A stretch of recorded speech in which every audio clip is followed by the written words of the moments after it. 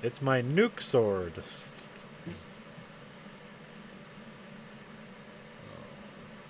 we streaming?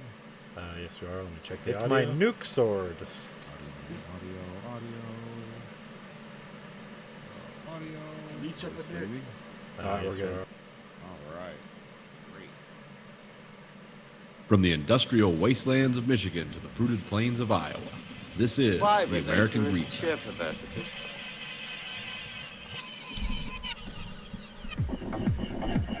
You are the dead. Remain exactly where you are. Make no move until you are ordered. We burn them to ashes and then burn the ashes. That's our official motto. Now we can see you. Clasp your hands behind your heads. Stand out in the middle of the room. Stand back to back. Who can explain the fascination of fire? What draws us to it, whether we're young or old? Here comes a candle to light you to bed. Here comes a chopper to chop off your head. And welcome to the American Greed Factory podcast. This is Nathan. This is Conlon. Andrew? We're all back again. Bound for greatness. We'll start the show tonight. My son played his last game ever at high school football. Yay or no? Boo. Lost the regional finals to Detroit Country Day. Now, there's two ways I could go with what I'm about to say. I could be magnanimous and say, well, everyone was a good sport. The kids learned a lot. It was 4 years of growth and development. And for him, it was. But what I can say about this game and the way the state does their fucking football, they're full of shit. All the schools in the Division IV playoffs now that are going to semi-state and then finals the week after are private schools. The cheapest one to go to is $18,000 a year. All the schools in the bracket are private schools in the Metro Detroit area. Okay, they can recruit from other schools. They don't have to operate under Michigan High School Athletic Association bylaws. The school we beat today, or the school that beat us today, is $31,000 a year to send your kid to. You want to know where they're getting all those good players? They're recruiting them out of the Gladiator Academies in Detroit. And they're saying, hey, you want to come here and play football? We'll pay the tuition. You won't get shot in the parking lot. Come on over. And this is somehow fair where a school like my kid goes to, which is a little country school, where everyone who basically shows up to play on the football team. And you know who they get to pick and who they get to recruit? No one. It's whoever goes to that school in that district. And we don't think we have a problem here, Michigan High School Athletic Association, when your whole bracket, your fourth bracket, your fifth bracket, and almost half your third bracket are dominated by private big money schools. As far as I'm concerned, you can cut their Title IX funding and they can play in their own league. You can get them out of the public school leagues because that is a crock of horseshit. It's been that way for a while. Yeah, well, those schools, because like that's how like LeBron James got to go right out of high school, because he was at like one of those private schools and got like attention by like ESPN and shit. Yeah, and got drafted to the NBA from high school. Yeah. Now they require you to go to college, but well, this system, when your leagues are dominated by these rich private schools, anyone who can afford $30,000 a year to send their kid to school, in my opinion, probably needs to be investigated for tax evasion. Anyway. So not only are these people getting their bread buttered on both sides, but they get to bring home the trophy and be the state champions. It's like you are a private school that costs more than some state universities, and you're just recruiting the best kids by giving them scholarships to go there. It's fucking play in your own fucking league. And a scholarship to go to high school? That sounds fucking weird as shit. Oh, they can recruit. Public high schools cannot. You cannot go to Saline from Milan and say, hey, would you kids like to play on the team? It's going to be the same public education, but, maybe I'll give you a quarterback position or something. If you did that, you'd be fired. That's a clear violation. I got the rules right here. I'm not going to read them off because, but I mean, as far as the thing with my son goes, I'm glad he played football. I'm glad he enjoyed it. I sure am not happy it ended this way. And then when I look at all the game results from today, it's like, oh, we got Flint Powers. We got, Detroit Country Day, we got the other fucking private school. Oh, that dominates your brackets now. And these guys are going to be going to semi-state and then finals the week after. It's like, wonder if this is on the up and up. Well, you know, I'm Fucking sure rich people. I'm sure one of the Michigan State Athletic Board or multiple members probably belong or are boosters to those high schools and fucking. The reason I know about this is a reporter wrote a big article about it today, and he published the people that report on high school sports and athletics in the state that write for the newspapers think this is a fucking mess. Not just the parents of the kids who lost. So, yeah, they got to do something with these goddamn people, because they're just, like I said, you want to play in your own little fantasy league, go do that, because you're not a public school. You're not operating on the same rules. You're just some private thing for rich people. Go have your country club football somewhere else and let the kids actually learn something about life, other than like whoever has the most money always wins. They can go make the Super League that we talk about, where it's like all those performance-enhancing drugs that are abolished, and just like the Super League. No, you have to take performance-enhancing drugs. Just running backs that are lathered up like horses after running the Kentucky Derby. Yeah. Let them do it. I even have a list of all the kids. I'm not going to name minors' names over YouTube, but I even have a list here. Someone sent me on my phone of all the kids that were playing on that team that are at that school on scholarship. Guess how many of them are starters? 80%, roughly. If I'm doing my math right, 72 to 80%. Not making it up. Check it out, folks. But yeah, so that's that. Does Xavier do stuff like that? Because that's like the most snooty private school here. Well, it's not a private school, but or is it? I can't remember. Well, it's not. It's a Catholic school, but Okay. I mean, it's not enrolled in a district. You have to actually go there as a private school. But yeah, Okay. they play in the same districts and stuff. But I think they get around it too. They can recruit, but they don't dominate here. I don't even know Occasionally they do, but it's not always, but. Well, because there's that one school in Marion too that's also private now, and that's all the rich kids go there too. Oh, okay. So yeah, it's I don't know how much it costs to go to either of those schools. I know Xavier is probably the cheaper one, but I mean, This is the school we played today. It's $32,000. So take that in. I just remember like when we this is like fucking like 15 years ago or 20 years ago almost. We went to go play Xavier, and like go to their gym, and like everything is so nice. Yeah. And then like as we're driving there, the neighborhood around the school, it's just nothing but $300,000 to $1 million homes. Yep. Oh, yeah. And that's fine if those people want to do that, but you do it in your own league. Because you can't have different standards and then meet on the same field and think you're going to get a fair result. You can't. You're going to wag that. Let's kind of moneyball this shit. That's what you want it to be. I wanna- Understand, that's what a lot of people think it is. I want to go to those schools and see who the poor kid is that gets bullied every day. And it's like, that's Tom. Fuck that guy. His parents have an above ground pool. Like, fuck him. Well, there's lots of poor kids that go to these schools. They play on their sports teams. No, But- I know. I'm just saying it's like when everybody pays. If in the perfect world, everybody paid $31,000. Obviously, nobody's parents are fucking like basically in the red for fucking doing it. So, I mean, I don't know. I'd like to see how many people actually go to that school for enrollment wise and scholarship and everything else. Because Enough to operate the school. yeah, And mind you, in the last 20 years, since they've been playing in this division, they have gone to the playoffs 20 times. it's a dynasty. They haven't always won. Oh, If you think that's fair, you're nuts. And if you have $30,000 a year to send your kid to fucking high school, probably a criminal. I would have to say you're some kind of criminal. Maybe it's not classified as crime yet, but it will be. You had something to do with Epstein's death. Yeah.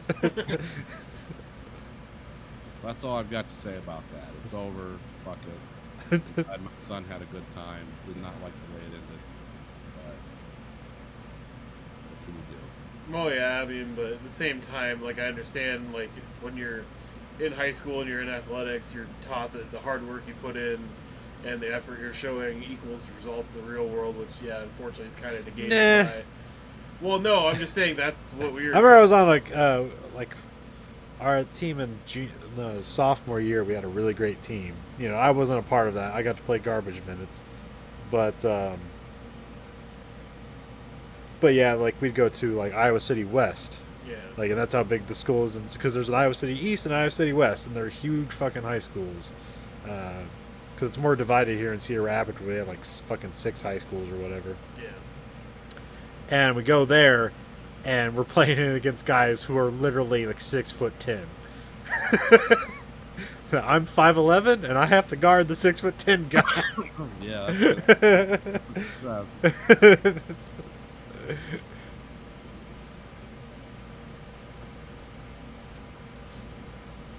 Yeah, but that's high school sports. You learn your lesson, kids. But you're released from it now. You'll not have to care about high school sports ever again. Yeah.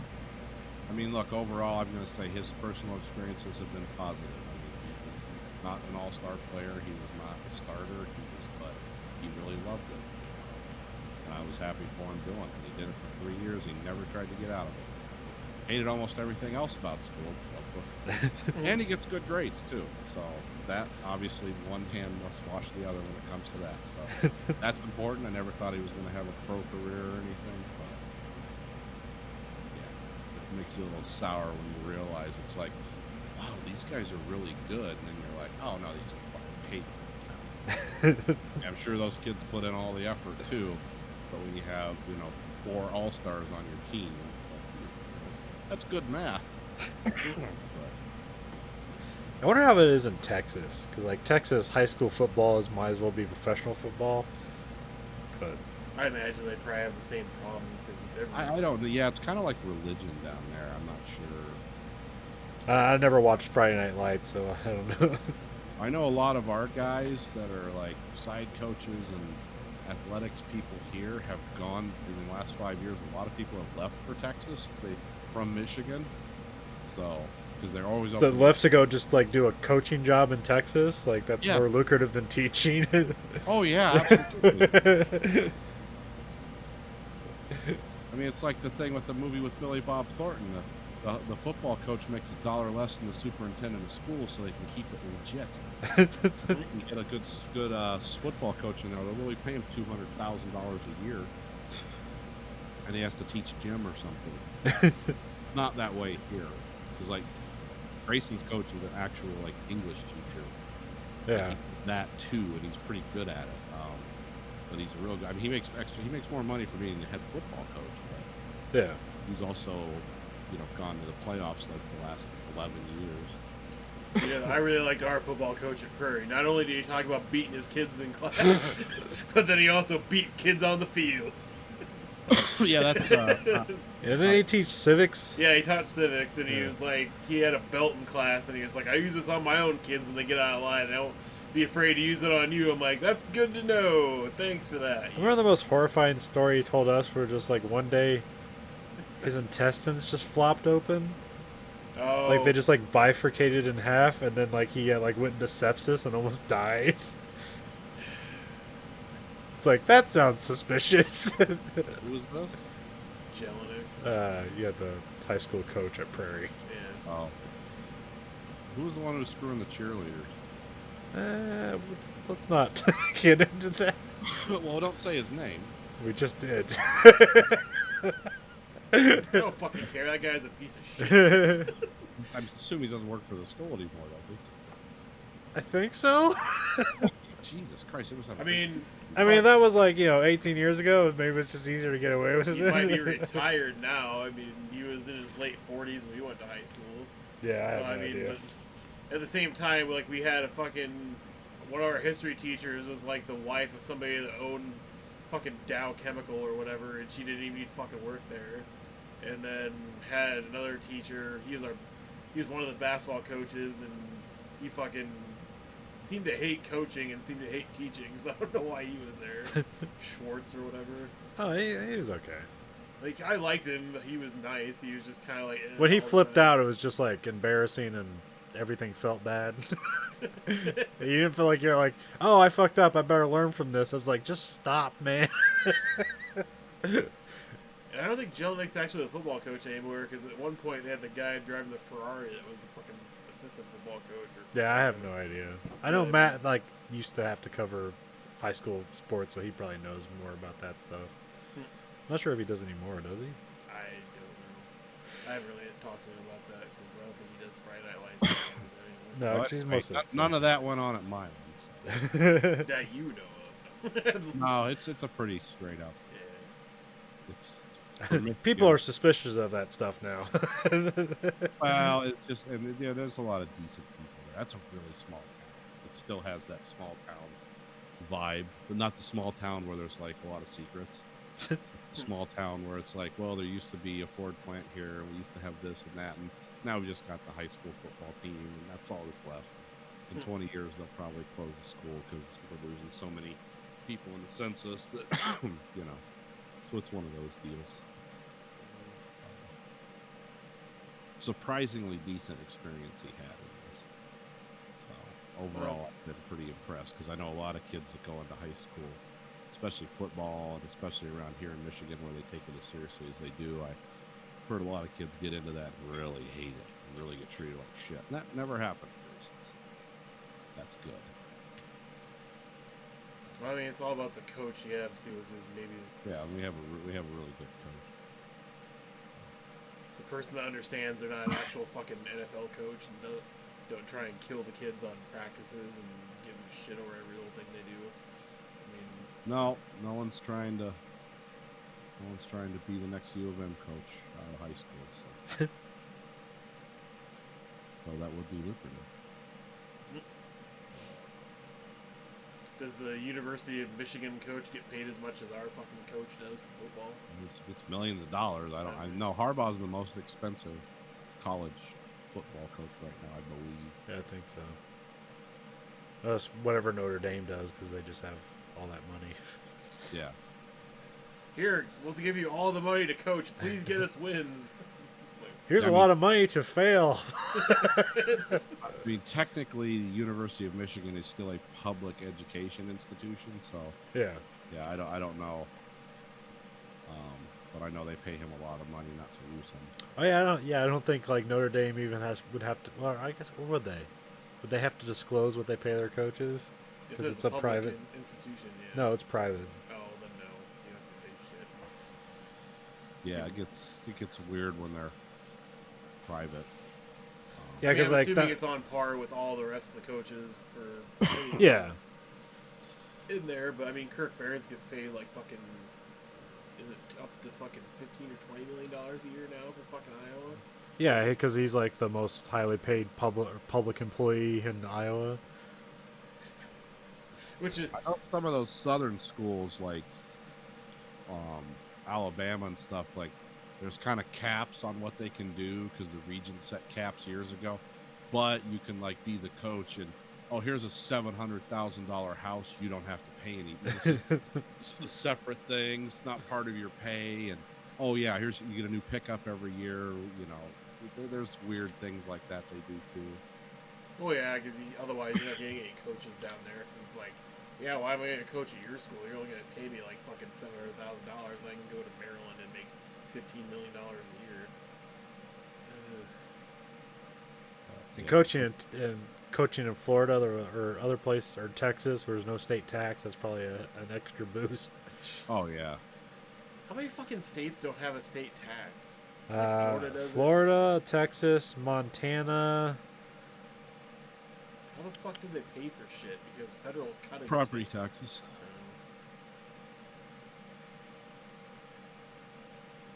And poorly funded public works projects.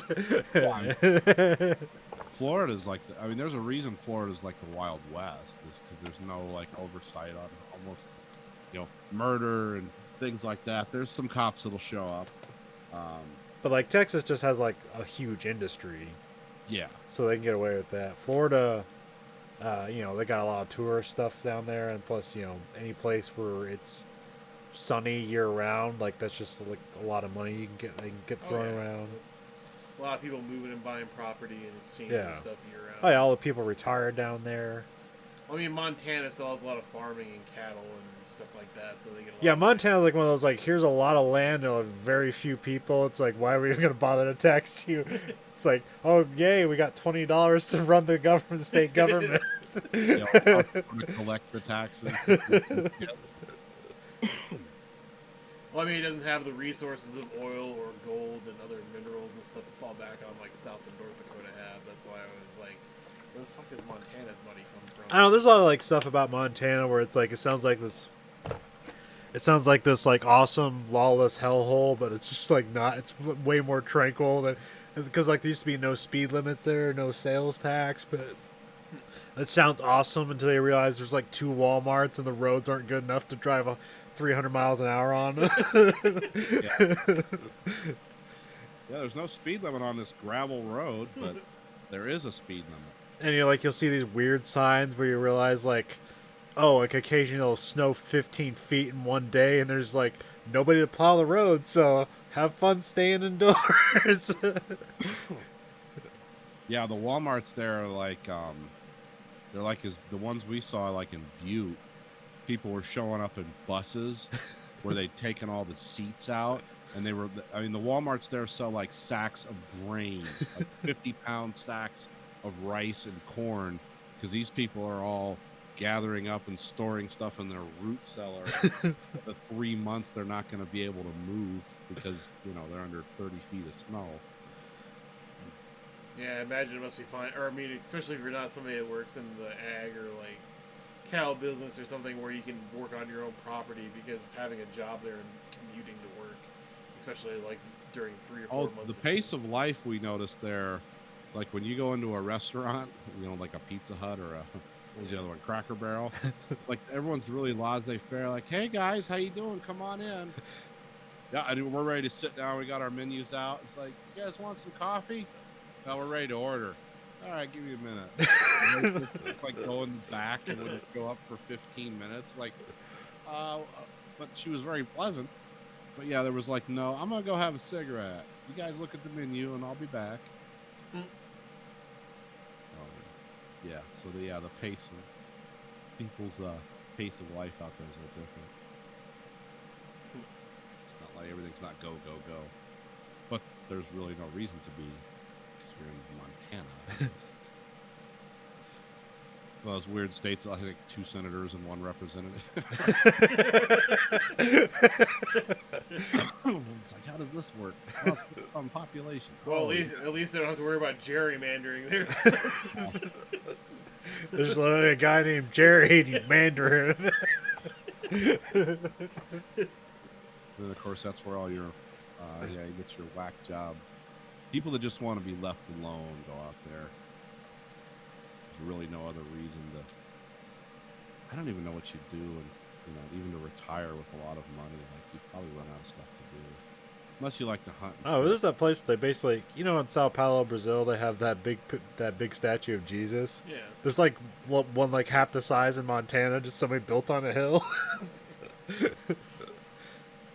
I always like the one they built. They didn't build it, but they CG'd it.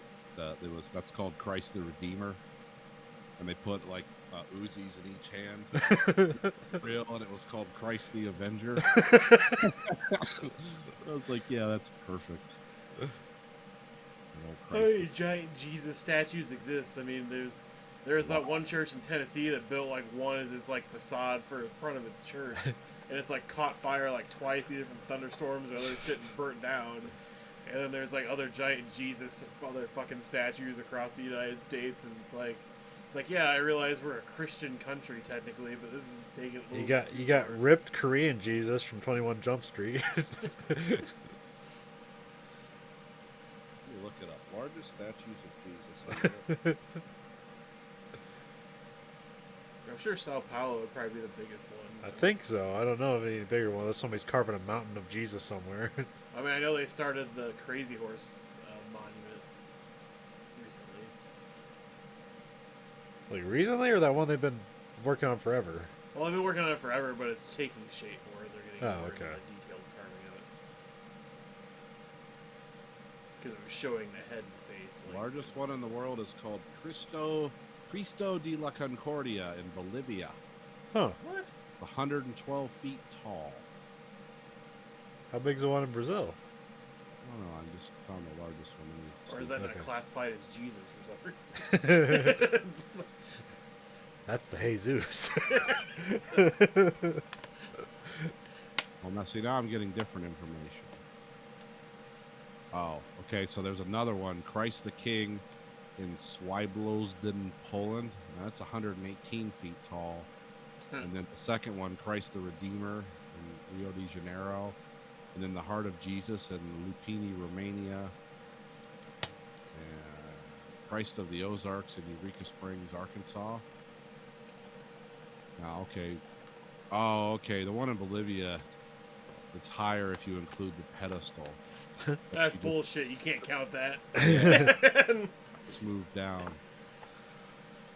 Yeah, there's a lot It's of got to be from Christ's feet to Christ's hands. There's a lot of them, but most of them are either in Eastern Europe or South America. It's like if they put Christ and then put him like a giant fucking witch hat on his head. Now he's the tallest and the most blasphemous. It's like all that Christ tallest. Warlock. No, it's like all that tallest skyscraper bullshit when you include the fucking 200-foot antenna on top of the Yeah. building. And it's like, no, that's not 200 foot of superstructure. That's fucking 200 feet of fucking metal antenna. That doesn't count. Christ Potter, he can speak with snakes too.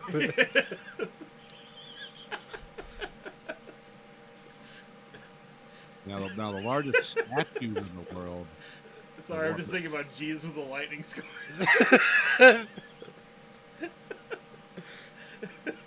Expelliarmus. I don't know why that's so funny. It just fucking is. Okay. That's how much I think of Christianity. That I'm laughing that much about. Who's Snape in Christianity? Is that Pontius Pilate or something? Yeah, probably. Like, I'm not a bad guy, but I'm not a good guy. It's kind of indifferent. I just flow. I flow around good and evil. I move side to side, and it never touches. I didn't kill Jesus. I just put him in front of him. I just I made. let people killed Jesus. I washed my hands of the deed. See, this is where only time in my life I wish I knew more about the Bible, so I can compare more Bible characters to Harry Potter characters and make comparisons. But I'm sure there's like a whole website that does it. My favorite statue, though, in the world is that one in Russia with the woman holding the sword called the Motherland Calls.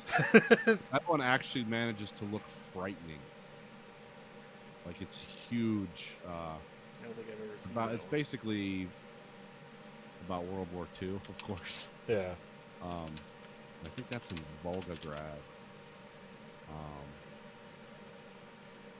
And that's like the tallest. I think it's the tallest, like, unsupported statue in the world, because when you measure the sword.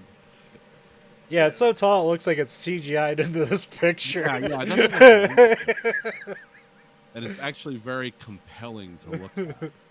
No, they did a good job. I They like- did a nice job making it like a central focal point too, which is, I mean, not that Russia has a lot of things that compact that make a city look great or anything, but I mean, nice Well, public the Russians space. do World War II stuff really good when it comes to honoring, 20% of their population that died fighting in that war. They do a good job. I like that one. It's just a giant Genghis Khan statue where he's like riding a horse. Yeah. There you go. That's the first thing that comes up. Yeah. You ever seen that one?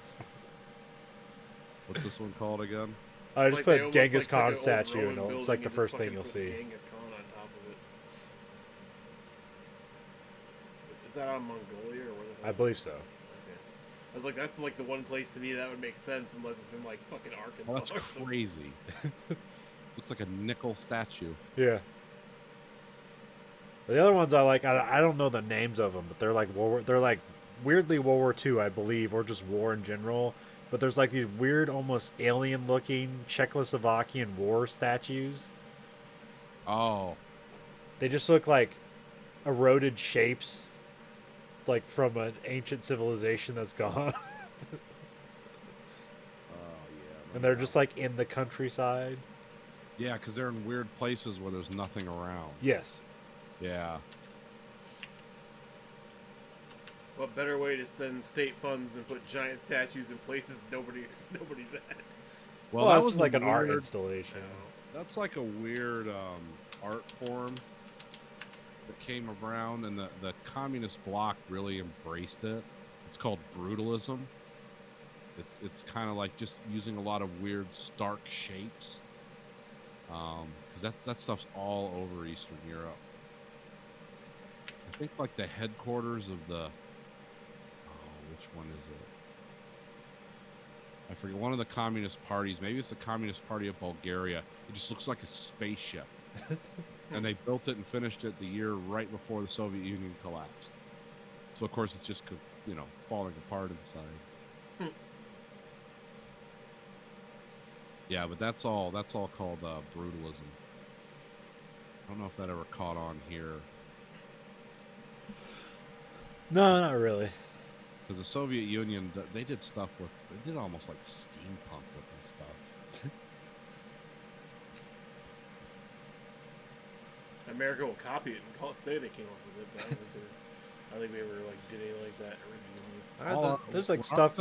When our civilization collapses, they'll go to Las Vegas and be like, "What kind of people were they?" I think like Mexico City has a lot of brutalists like built like public like facility. Not like public facility, but yeah, public facilities like government stuff. Oh, Because okay. I remember when they were shooting Total Recall, they did a lot of scenes there because they like the architecture look for like the future. Oh, okay. Oh, and here's where they shot the subway scene. Yep. I was gonna say all of America's man-made monuments are things that are taken and reappropriated to American culture. Because Statue of Liberty was a gift from France that's been appropriated to American culture, and then the Mount Rushmore was stolen Indian land that we carved the fucking edifices of presidents into. Because there's that one famous like Facebook photo where it's like a bunch of Indians giving the finger to the fucking mountain, and then some guy, it's like, God damn these illegal immigrants fucking hating America. And they're like, no, there's the Indians giving the bird to it because they stole their land to build that fucking thing. And it's like, oh, okay, that makes more sense. Here's a monument to your oppressors. Look in the face of your conquerors. They didn't put a place for smallpox up there, though. So, I mean, I don't know. But yeah, I don't even know where the Crazy Horse statue, isn't that like in somewhere in the western United States that's being built? Yeah, it's where Mount Rushmore is. Oh, really? Yeah. Oh, okay. At least it's an Indian near. statue. Yeah, because we were there. Oh, We yeah. visited there once. It's yeah, I'm not sure how because it's pretty much just a finger and like some of the face when we were there. I'm not sure how much they've built it out now. They seem like they got more into the neck area now and started to get into more of, like the horse and stuff. So I mean, I don't know. I think I don't know when it'll be completed in our lifetime, since obviously it's a lot of blasting and chiseling and everything else. Well, it's privately funded too. Yeah, it's like Oh, a fun. bullshit, It seemed to yeah. be a funds thing that they're We're gonna having be dead. problems with. We're gonna be dead before it gets finished. Oh yeah. I was like in the Life After People stuff. It's like the last thing the last remnants of humanity will be like Mount Rushmore because it's a mountain. So I'll be like the last thing to like weather will erode away, and I'll be the last remnants of humanity. Yeah. I don't Yeah, think of there's anything else that has the staying power of that, but yeah, you're right. There's otherwise everything else is made out of iron or fucking, somewhere else. Unless there's just like some big gold statue, but I mean either that. We'll take that. Well, I mean if there's no people, like just Oh. what would weathering do to that? I'm trying to think of things that like you know, it doesn't like oxidize, so there's no way it would break down, but it could still like, you know, weather and shit like that could still fuck it up and bury it. No, I'm gonna say that "fuck you, asshole" thing I carved into a tree is gonna outlast everything. Like, but no, I think that's probably the thing that'll last the longest. Either that. Or I mean, that's a show that I would just surmise. I don't know. Oh, Maybe some piece of metal or actually, you know, that fucking Voyager 2 or 1. What's the Yeah, one? that's gonna last a long time. It happens. I mean, because where would you guys hole up in the apocalypse knowing that it would last the longest and not need maintenance or fall apart incredibly fast for like a building or something? Because I mean, Well, I can't think of anything without No. infrastructure that would last very long. because I mean That's the problem with that. I mean, you're good. I mean, unless you got a bunch of money and you just build a nut hut out in the woods somewhere, you're only good for like 3 months max. I mean, you're one oral infection away from just dying of some kind of disease, some stupid disease, like you get a splinter. So yeah, I mean, the longest. And that's if the apocalypse isn't about diseases.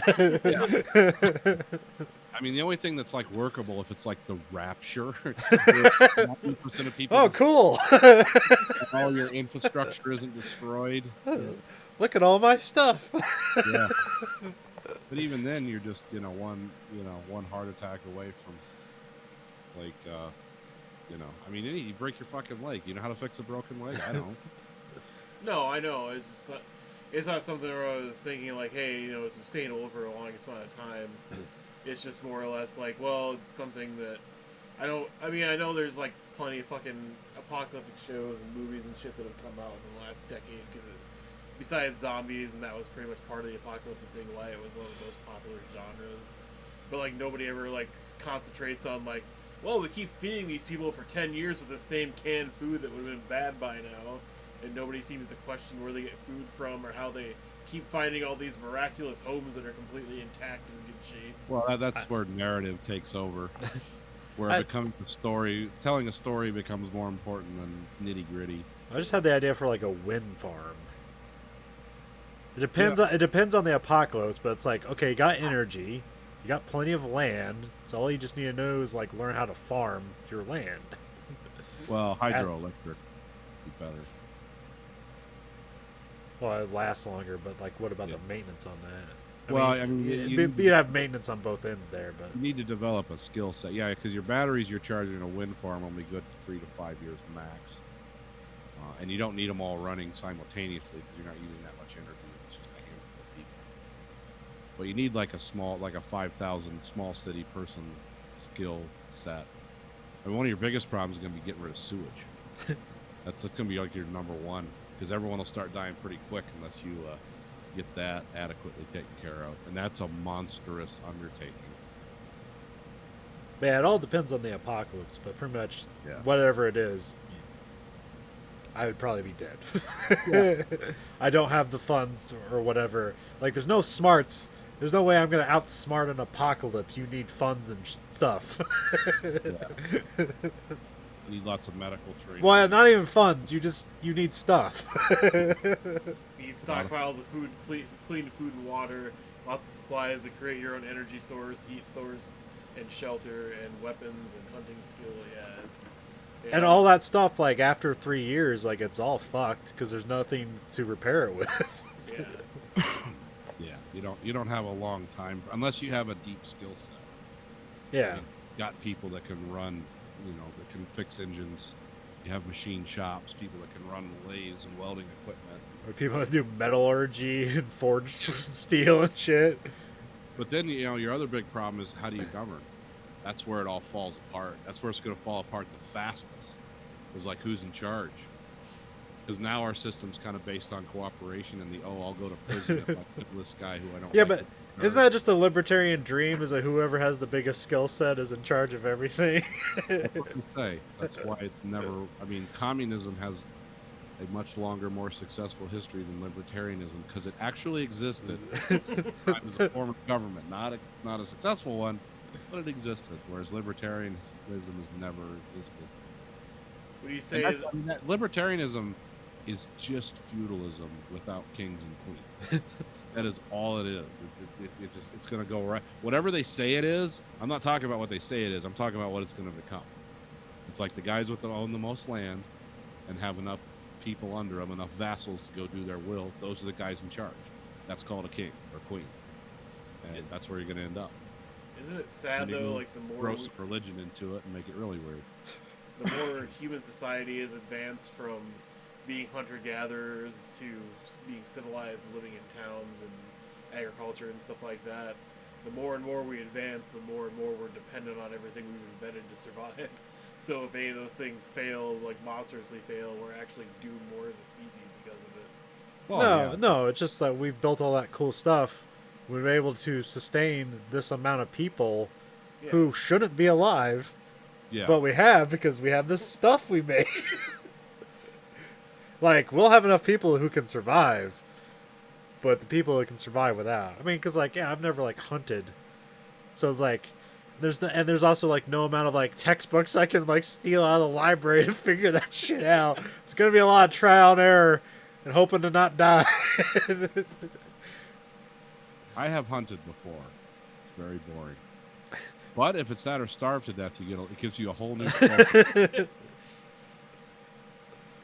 Well, the other thing too, like, I know it's been more recent, newer trend, especially in big cities, learn how to butcher things. Who knows actually have like a field dress and like an animal so you don't contaminate the meat with its. Oh, I've done that. It's not hard. Okay.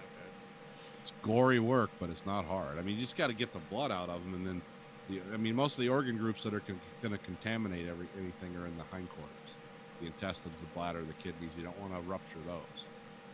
The flanks of meat are all typically near the front.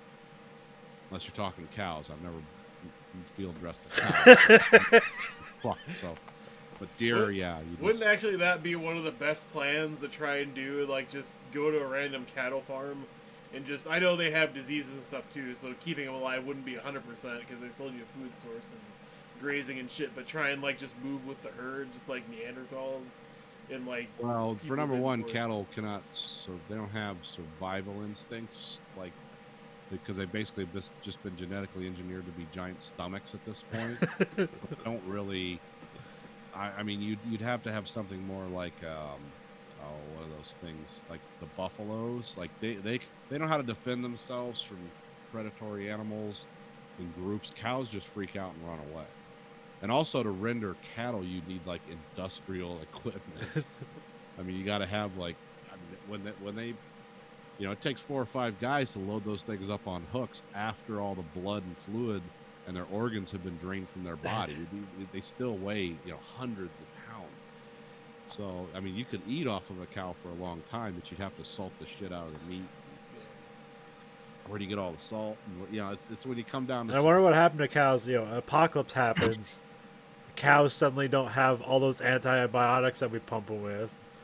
I'm not sure if they need that because grass-fed beef, I don't think they pump them full of antibiotics. Because the reason they do that was because they're allergic to corn, but corn makes them fatter. You get lesions in their intestines in their stomach, so they have to jam them full of antibiotics so those lesions don't get infected. Yeah, did you watch King Corn? No, I haven't. Oh, yeah, you gotta watch that. Because you learn 80% of the antibiotics in the United States are all used for cattle. Yeah, that also trickles down. 5-pound steaks we eat, there's a price to be paid for that. There's a reason those don't cost $500, which is what they would cost if it wasn't for... Lab-grown meat can't come soon enough. Oh, it's here. It's just expensive. No, I know. I'm just saying the price of it anyway, or at least the... Wait, it's that sweet bug meat. Yeah, it's what's it, Snowpiercer? Yeah. It's the big vat. It's making nutrient bars. Which in the movie they act like it was horrifying, that concept, but it's like, well, if it's that or starving, bug bars, there's no question about and it. that jelly doesn't look too bad. I mean, as long as it's just full of heads and arms, it just looks like a jelly. Who gives a shit? Yeah, it's just been compounded to paste. I mean, we eat a lot more insect stuff. Well, me and Colin were talking about this on the last podcast about this kind of... how much you don't know is in all your fucking food for insects. No, just it's involuntary veganism that's creeping into everything now, and it's like, yeah, eventually in probably 25, 30 years, most people will not be eating this kind of processed factory meat anymore because it's just terrible for everyone. Well, I was talking about like on first blush when you talk about like being a vegetarian, it's like, oh, that suck. I could never do that. But like the way you think about it is like you think you're just eating salads all day, but like you could fucking eat macaroni, cheese, and Doritos, and you're like perfectly cool. I could do vegetarian, I think, Yeah, not vegan.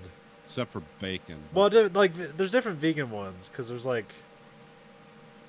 where it's like no animal product whatsoever. Yeah.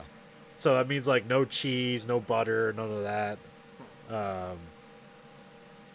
No gummy bears because what does it use like Except ground up hooves as Gelatin, yeah, the gelatin. well, unless you're vegan and also like weed, then you can totally have edibles. But And then what's the one? Was it is pescatarian? Is that a religion or is that a food thing? No, pescatarian is you're basically a vegetarian except you eat fish. Yeah, it's like fish and eggs or just fish. As far as I know, fish, but eggs could probably be in there too. Okay.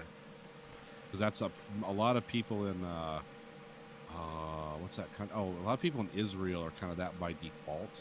Oh, okay. The only meat they really get is from fish because there's not a lot of cattle grazing land in the desert. And that's why because if you eat a lot of fish, it's pretty good for your cholesterol and your joints and stuff. So yeah, that's one of them. But yeah, I could probably do vegetarianism. I mean, I'd miss bacon, but not. no, there's a lot of good. Like Binging with Babish just had a thing with making 3 different dishes from broccoli, between pizza, mac and cheese, and stir-fried rice, just from cauliflower. So I mean, I tried one of those cauliflower pizzas finally. Oh yeah. Yeah, it's not bad. I mean, you're eating something different. Yeah. It's kind of like when I get my chais with soy instead of milk, my lattes. It's like, oh, this is different, but it's not different enough where I'm just like, oh, I'll never eat this. No, so I did try one, and it wasn't bad. I've tried the cauliflower mashed potatoes before. Some of those are good, some of them aren't. Depends on which brand you get. well, I kind of want to try his stir-fried rice thing because according to him, it was exactly like stir-fried rice, except no carbs. Yeah. Because all you do is separate the stem and the florets and cook the florets, and then put in your soy sauce and your egg and all other stuff, and it's basically, for the most part, the healthiest version And 4 pounds of butter. Never tell the difference. No, he added some butter. No, I I'm think it was just 4 pounds, I'm just but joking. I mean, you could add like any vegetable you want. You could probably add any meat you want back into it. I just remember like stuff when I was a kid where it's like, yeah, I'm eating vegetables, but also like normally like pads of butter I put on the vegetables. And the method you. Because I love broccoli, but I don't necessarily love broccoli in a way like, like this is raw broccoli. It's like, no, that shit's going to be cooked in oil. I'm going to put some, cheese from a can. It's like, well, I'm eating broccoli. It's 900 grams of sodium in the cheese.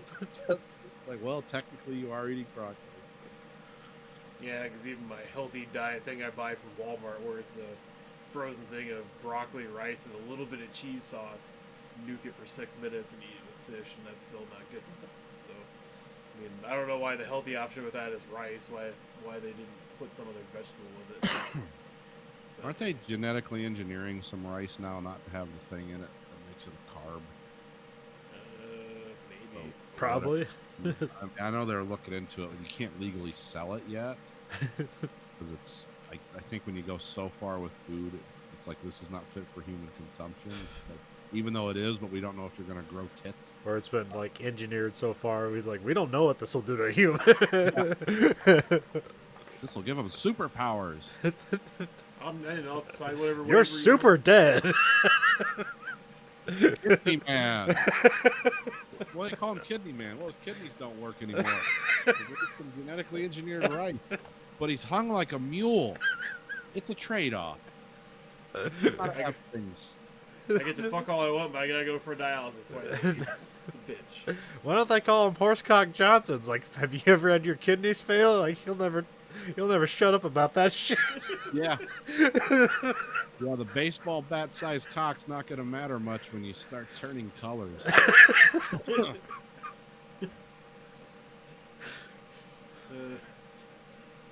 I mean, it'll matter. Just it's still there, but you're not going to be in porno a lot. Unless you're Purple Jim. unless it's all about nurse-patient porn. Yeah.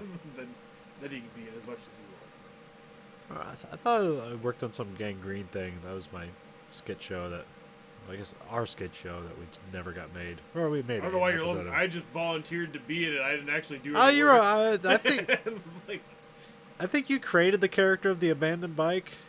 oh, I'm not sure.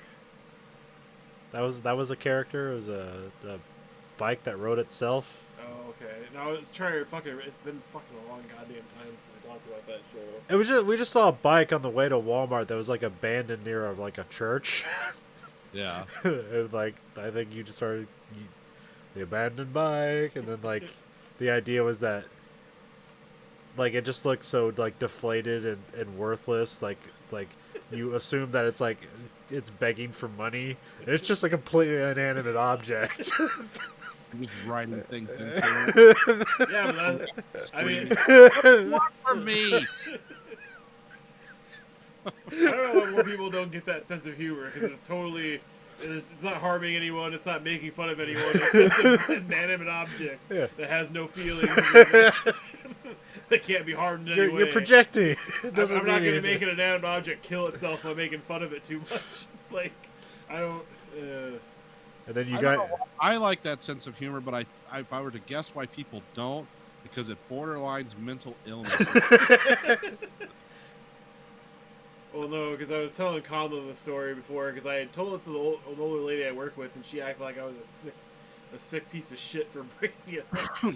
But I was talking about, like, last night when my wife took our dog out to go to the bathroom, the neighbor kid left a sled in the yard. And so my dog went up to it and, like, poked it and, like, jumped up like it was getting attacked and, like, tried to bark at it, went back, jumped up, fucking freaked out. And so my wife came back in and told me about it, and I was like, oh yeah, because the story when we adopted her is that she was abandoned in the next town over. They found her, and I'm like, yeah, that horrible sledding accident where she lost her family. And in my head, it was just the dog sledding down the hill on a sled and being separated. But my wife was like, yeah, everybody died horribly. and then I'm just like, yep, that sledding accident that killed 15 children and 5 adults and 1 dog that survived. All the children and nuns were laying up and down the hill like a Phnom Penh killing field. But only the dog survived. And it was like standing up on 4 legs like a dog on a surfboard with a shitty grip. It's a sad story, but the optics are kind of weird on it. Well, because I was having a discussion with my wife, and it's like, if you see that headline that says 20 people killed in the sledding accident, it's like 80% children and 20% adults, right? There's no like, oh, it was only 20 18-year-olds and over that got killed in the sledding accident. We had someone die in a sledding accident around here, and it was because we get that weird snow, and then let's get a layer of weird rain on it, and then it drops down to minus 20. Jesus. And it's like, yeah, let's get our silicon out and get on the sledding fields. Someone got decapitated here because they were going so fast with like an old school sled with the metal runners that it was kind of like a hill. And of course, like when we have a community sled hill here, and they set it up nice. You go down one side, and the other side they have stairs. You walk up, and it's a steep hill. But these people would just get off their sleds, turn around, and walk back up with people coming at them. And somebody got decapitated. And I'm like, what is that like? Riding that sled down, it'd be like see someone's head flying by.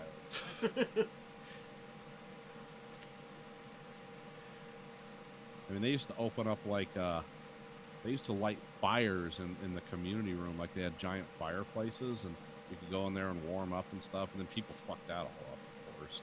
It's like, hey, this is really nice. They did this. You come in here, you can buy some hot chocolate from the lady who sets up her thing, and then of course, people had to show up and like, let's get belligerently drunk in the fire room that the community's not charging us for and letting us use for free, and then fight and tear the shit out of the place. It's like, well, that doesn't happen anymore now.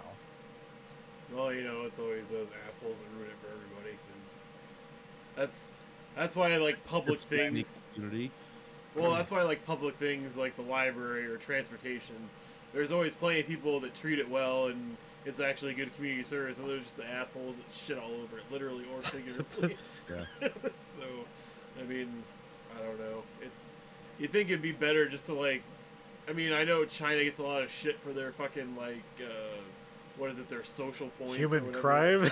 Yeah. China gets a lot of shit for their concentration For the camps and their existential horror of existence.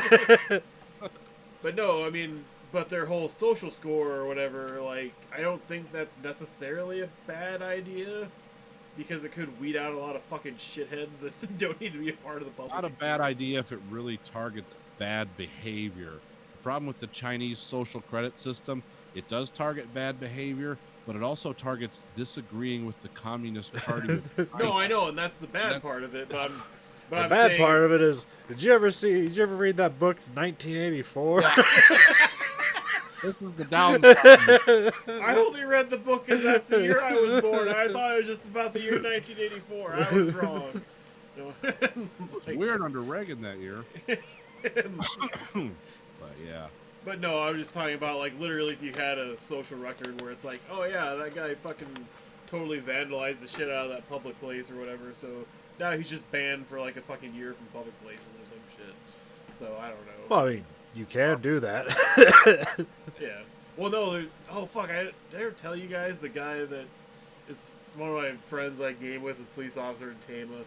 He was trying to arrest a woman because she was being disorderly drunk in the street and arguing with the air, because you know that's what you do when you're mentally. I mean, that's what you have to be angry against. That's the first thing fighting you is all the air in your lungs. But then he's taking her home instead of taking her to jail and giving her a warning, and she lives with a guy that he went to the public library to masturbate.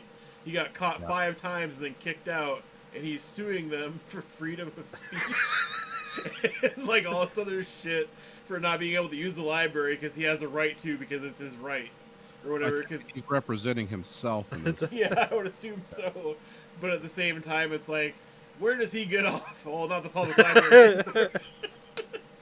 Yeah, I was going to say the public library, or as I call it around here, the hobo erection center. I mean, just That's too bad, because I really loved our public library here for a long time, but then there was a lot of things that went bad down there, but one of the worst things was just like, oh, you just don't know what you're going to see when you go in there. You could see a bunch of old ladies learning about quilting, or you could see someone who's completely out of his mind just rocking back and forth, yelling at the top of his lungs. You just never know what you're going to see on any given day. And those computers, my God. I'm not sure how much of a doozy it is. I went to go get my glasses the other day, or get checked out. It was at Walmart, and there's a guy there, just a large man in, like, you know, clothes that barely fit him. Yeah. And he just kind of seems out of it, like in some way, like either mentally or intoxicated in some way. And he just comes up to the lady, he's like, "Do you have a marker?" And an indiscernible accent other than fat. You know, just garbles up some of his voice when he talks. "Do you have a marker?" And she gives him a marker, and then he like sits down at the table to write something, and he just falls asleep with his butt crack hanging out. I was in there for like half an hour. Dude was still sleeping when I got done with my vision test. Yeah. maybe he just wanted to take a nice huff of the marker and Oh, I got my fill. Oh, I flew too close to the sun. Makes me wonder what's going on. They have the things at Walmart here now where they have the special parking up front for the cops. Yeah. You seen that? The Yeah, well, lights now cops are just assigned to a Walmart now. Oh, okay. Yeah, here they have. No, we don't have a special spot, but yeah, there was a guy, you know, it's some ultra libertarian guy who was mad at this cop, like got into it with a cop because his car was outside running, because Yeah. that's what they tell him to do in case he has to go somewhere. yeah. And the guy was like, my tax dollars are going to run that vehicle that ain't doing shit. What's your name and badge number? And he just hands him a card with his name and badge number. It's like, there you go, dude. Call that in. I'm waiting for you. If you think you can change police policy, go ahead. Yeah, I love people that are crazy and they want to go up to police and like, I'm gonna score points on you. You're gonna get tased or shot or just, I just find it awkward to like fucking go to stores where there's a standing police officer all the time, because it just makes you feel guilty of a crime somehow. They're standing there like what? Because like one of the last times I went to Walmart, like every fucking corner, like I ran into the same fucking cop like the whole goddamn time I was in the store. They usually stay up by one of the doors. Yeah. So they might have been like rotating like from between doors, and you just kept seeing them. Like, is he following me? Like, no, they have other people to follow you. It's like, I'm just buying fucking maxi pads, hair dye, and dog bones. I don't know what you think's going on here, officer. I'm not. The maxi pads are for when I try and jam the dog bones up my ass and it goes horribly wrong. I just want something that staunch the bleeding. well, that sounds like a good typical Walmart store. And I need the unicorn ice cream to dull the pain. And I need this Hello Kitty skirt to make me feel pretty. Don't ask questions. Oh, so pretty. Feel pretty. Oh, and that Teen Titans box set, that's just for me. Like, and my roommate, he's the weird fuck that asked for the loofah. Don't ask questions. I remember the weird encounter I had in Walmart like a year ago with employees was when I was looking for a crate for my dog. And they have a section of that. Yeah. And they had the large crate they're all flat packed. They didn't have this one out, so I couldn't see the dimensions of it. So I just got down on the floor and was trying to read the dimensions. This guy comes up like, "What are you doing?" And I was like, looking at the dimensions of this. And then he said it again, and I just went back to look, and so I was like, okay, it's 11 by whatever. And then he asked me again. He's like, "What are you doing?" I said, "I just told you, I'm looking at the dimensions of this dog cage. You have those two set up. You don't have this one set up." And he was just like, he just hung around and was really persistent. I was like, "What do you think's going on?" Now, could you help me get this 20-pound folded up dog cage off the bottom? Oh, as soon as I asked for that, I'm out of here. I thought I was going to solve the crime of a century until I knew you needed help. Yeah. I would just have said, "I'm looking at houses, sir." Like, don't disturb me. Yeah. Sometimes you can never find people when you have questions, and then when you don't need help, or you can maybe answer a question they're asking, then they act all weird. Like, yeah, that's what's going on. There's no mystery here. But then sometimes I don't help myself either. I'll say strange things just to, let's see what this guy's working with today.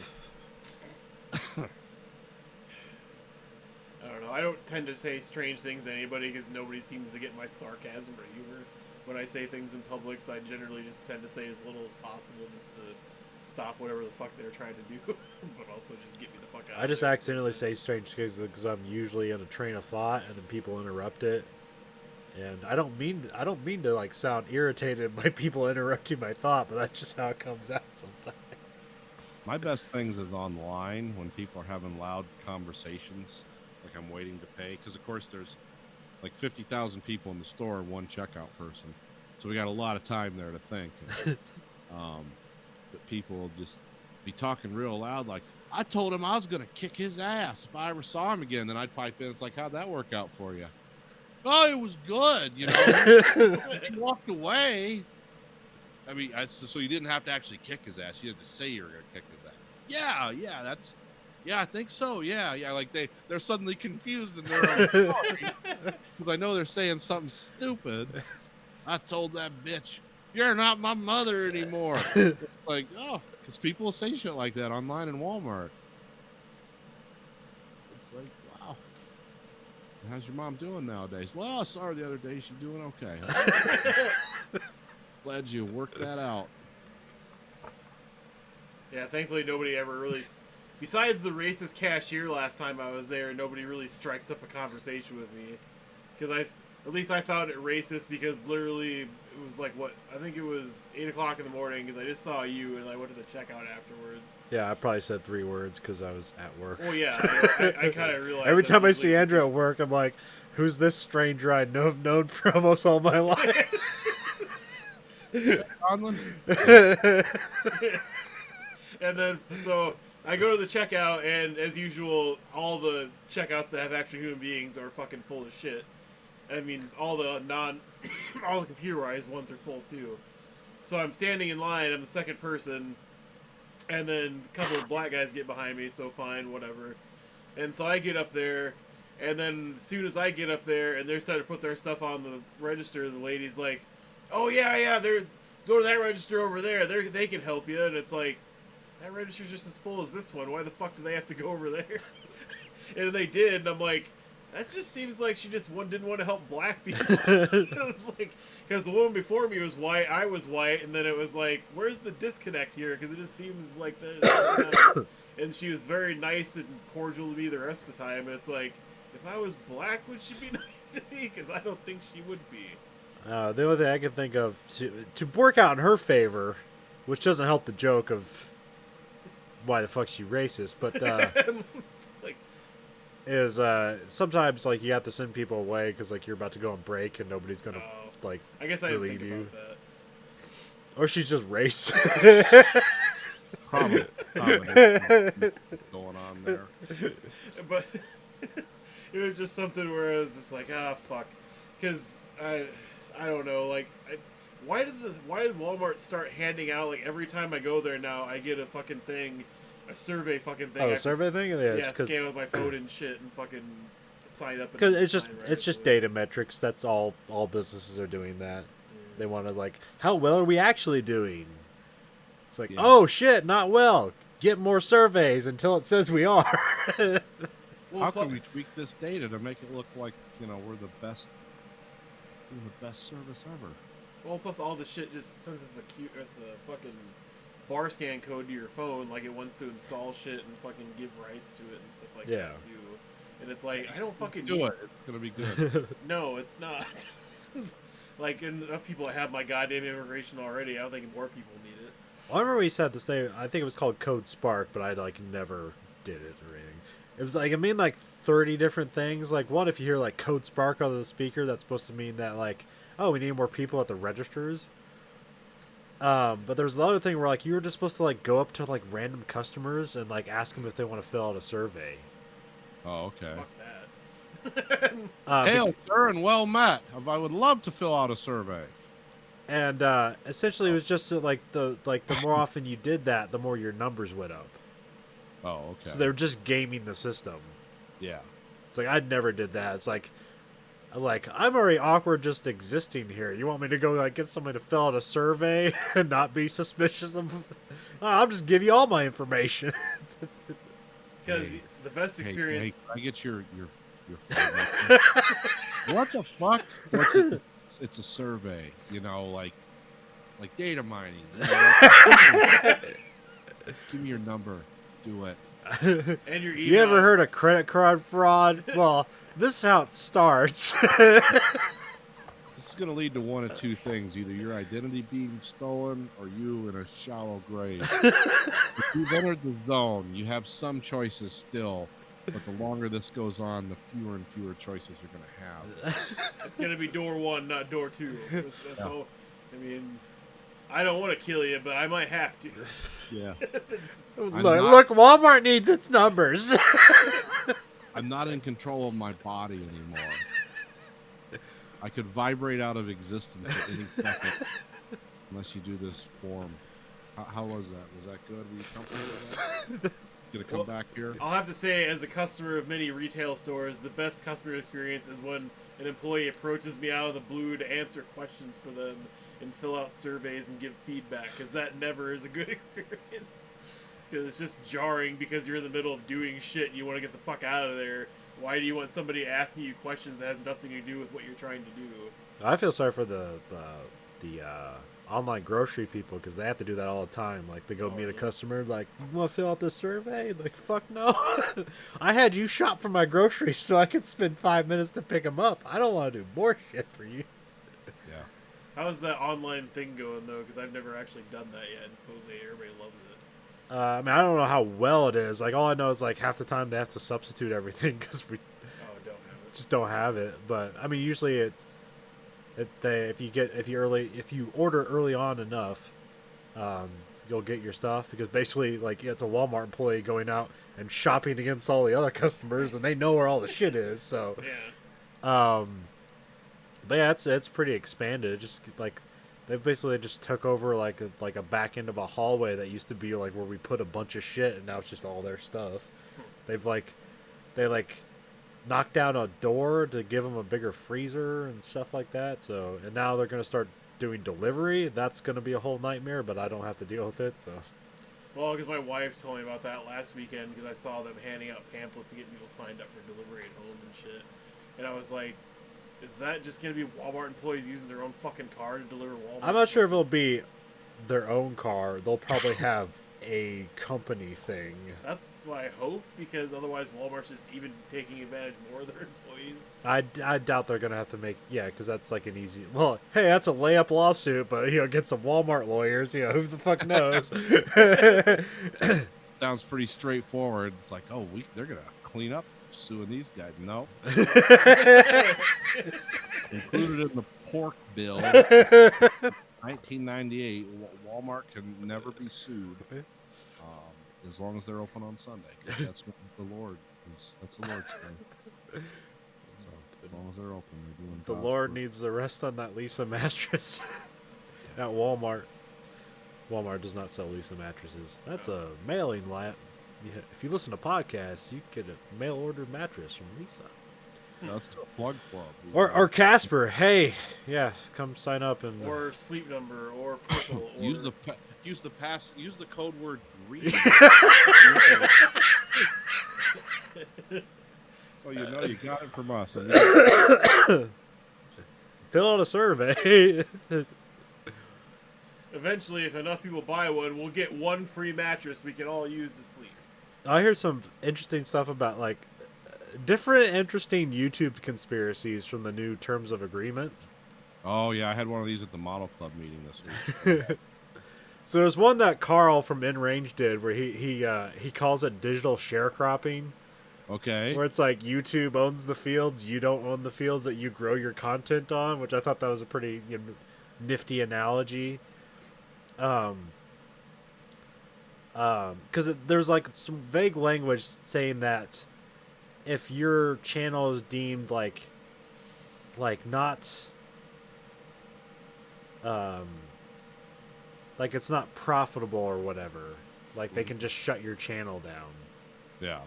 Which just seems like vague ways for them to shut any channel down for any reason. It's like, it's not profitable for us, so we'll shut your channel down. Not because it's controversial or something. Yeah. But then there was like something talking about that other people were talking, and that seemed like Carl's digital sharecropping seemed like a quaint way of saying like, it's like, oh, it's yeah, you don't own your content, YouTube does. Or at least it owns the fields you grow your content on. Yeah. And if you don't have their fields to grow your content, then your content is just stuck dead in the water on the internet. But then someone's talking about like, no, the whole monetary thing is basically mean like if you have an ad blocker on and like they're not giving revenue, they're not getting revenue through you streaming their videos. Like they could just shut your channel down or your account because it's not being monetized for them. Which I don't think that's what it means, but like you could totally see them like that being a something they can oh, you agreed to our terms of services, like we can do that to you. I don't think they're gonna do that, but yeah. we'll see. The one I heard about, some of the guys in the club deleted all their channels, all their content, because the thing about if like this appeals to children in any way, and it's not necessarily children friendly, that you, the individual YouTuber, will be fined $40,000 for violation by the FCC. And so, because a lot of these guys do like model technique stuff, and they read that and they're just like, screw it, I'm not doing YouTube anymore. They deleted all their content and took their site down. Yeah, so I just have to say, like, our channel is not for children. That's all. But I've been looking for the box to click, but I can't find it. But Yeah, this is definitely not for children. no. Some weird kids, weird boring children that would want to watch this. I remember there's like there's like that weird thing with the Firefly Funhouse stuff that from that wrestler. You know, like that stuff was accidentally showing up in children's feeds. That's YouTube's goddamn problem. Fucking, That'd be weird to walk into the room. What are you watching? first kid that says yowie wow. It's like under 10 years old. I'm trying to think. What's the thing you just said? He's like, lift up your hind, and then he goes blank expression. He goes, erase your mind. Because he's doing the Muscle Man dance with the pentagram star wipes. Yeah, so who knows what that's gonna mean? No, it's Well, there's also like some weird shit where it's like quasi porn shit. Yeah. Where there's like a lot of like, it was like a lot of like Asian women who are like we're just, you know, it's like it's mommy kid playtime, but like the mom was just like weirdly posing herself so you could like definitely see her panties as she's just playing with her kids, and it would like end up in like kids feeds or whatever, because it's like, yeah, we're just playing with children, but then it's like it's also just like quasi pornography. Is like, that's fucking weird. Really weird. But it's also, you know, targeted for perverts. Yeah. it's when you're half pedophile and half not a pedophile. Is that Yeah. the porn you jerk off to? You get your Yeah, half. play with Timmy. Play harder. like, I don't know who's going to YouTube for porn. Like, yeah. Well, yeah, well, I mean, there's not porn on YouTube, so like this is like just some weird fantasy thing. I don't know. Yeah, there's some sick people out there. oh, the Roto-Rooter guy today wanted to talk about the It movie or whatever, and he's like, "Do you ever read the book?"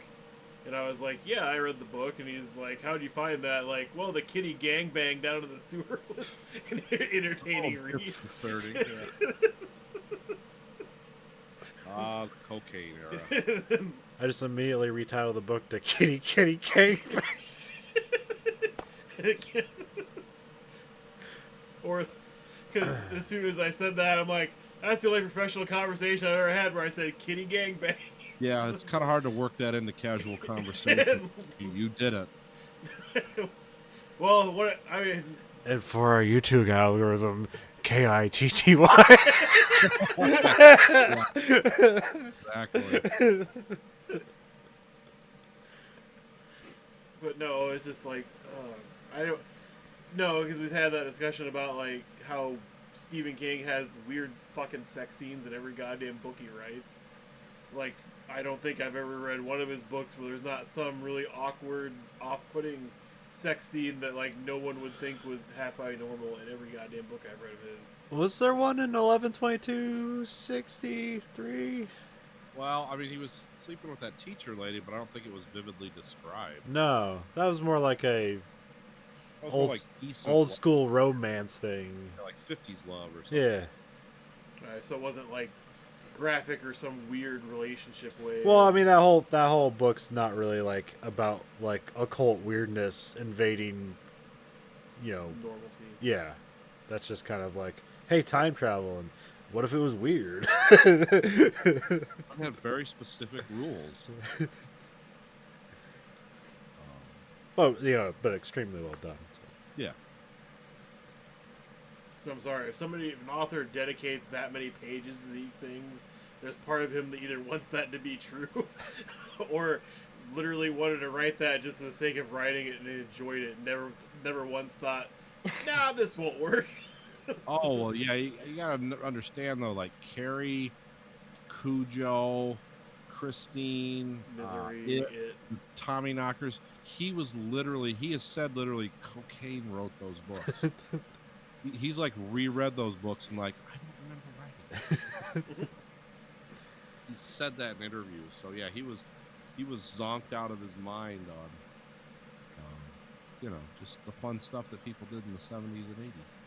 I mean, I pretty much probably guessed it was probably a cocaine book because it's over fucking 1,000 pages long. Oh yeah, that's just marathon writing sessions.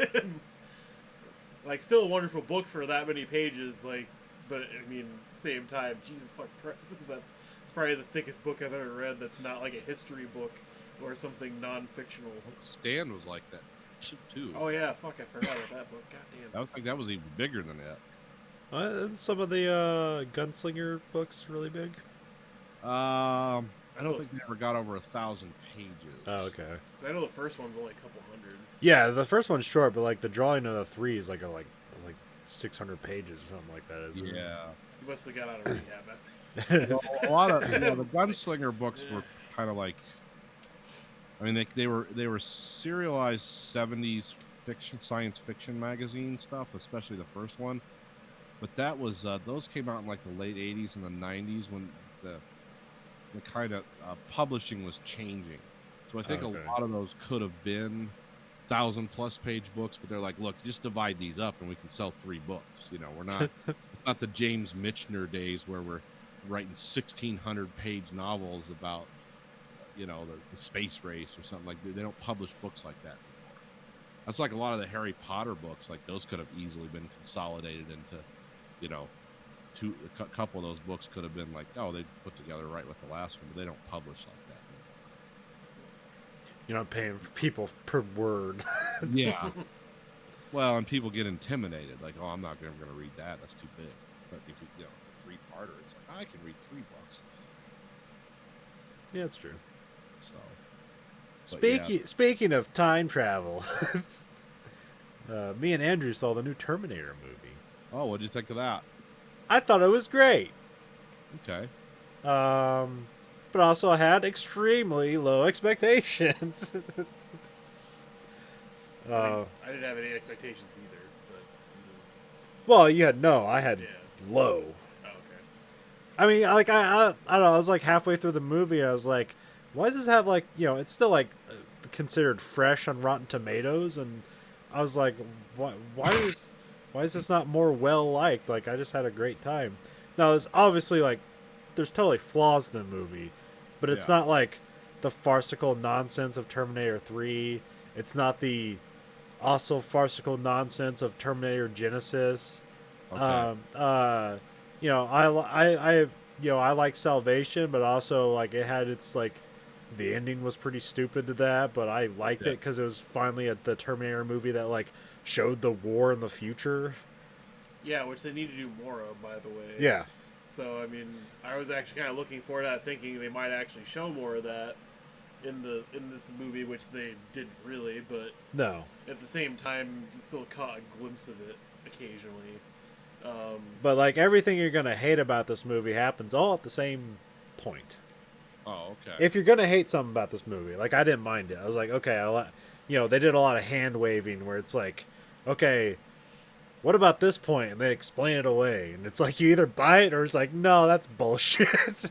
Which Andrew seemed to think it was more bullshit. But when Carl shows up, like that 15-minute scene, they explain away a lot of things, and if you're not gonna like something in the movie, it's all right there to not like it. The only thing I keep nitpicking in my head after viewing the film and going through it after watching it, the one question I haven't answered from the whole plot is that the woman from the future has the coordinates for Carl's place tattooed on her skin. Yeah. And she mentions that to him, and he's like, "How'd you get that?" And then she like pulls away and never says shit about it. Yeah. So where is that question answered in the film? Oh, not. Well, then there's some. So is it okay if we spoil everything for you, or do you mind? Yeah, go ahead. Okay. Man, like the opening scene, their digital de-aging stuff is like fucking fantastic. Oh, okay. Because it's a scene. It's not like it looks like a scene. Like, oh, is this like cut footage from Terminator 2? because it's fucking 90s Linda Hamilton. It's fucking 90s. What's the kid's name?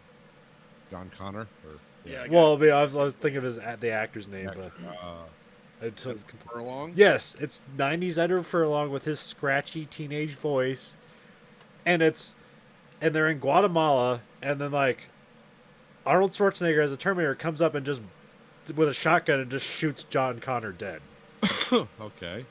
And this is like some years after Terminator 2 or whatever, or like months after. I think it said 1998, but I think it's like 6 months after or something. yeah, okay, yeah, because the Terminator 2 takes place in 97, so okay, yeah, that makes sense.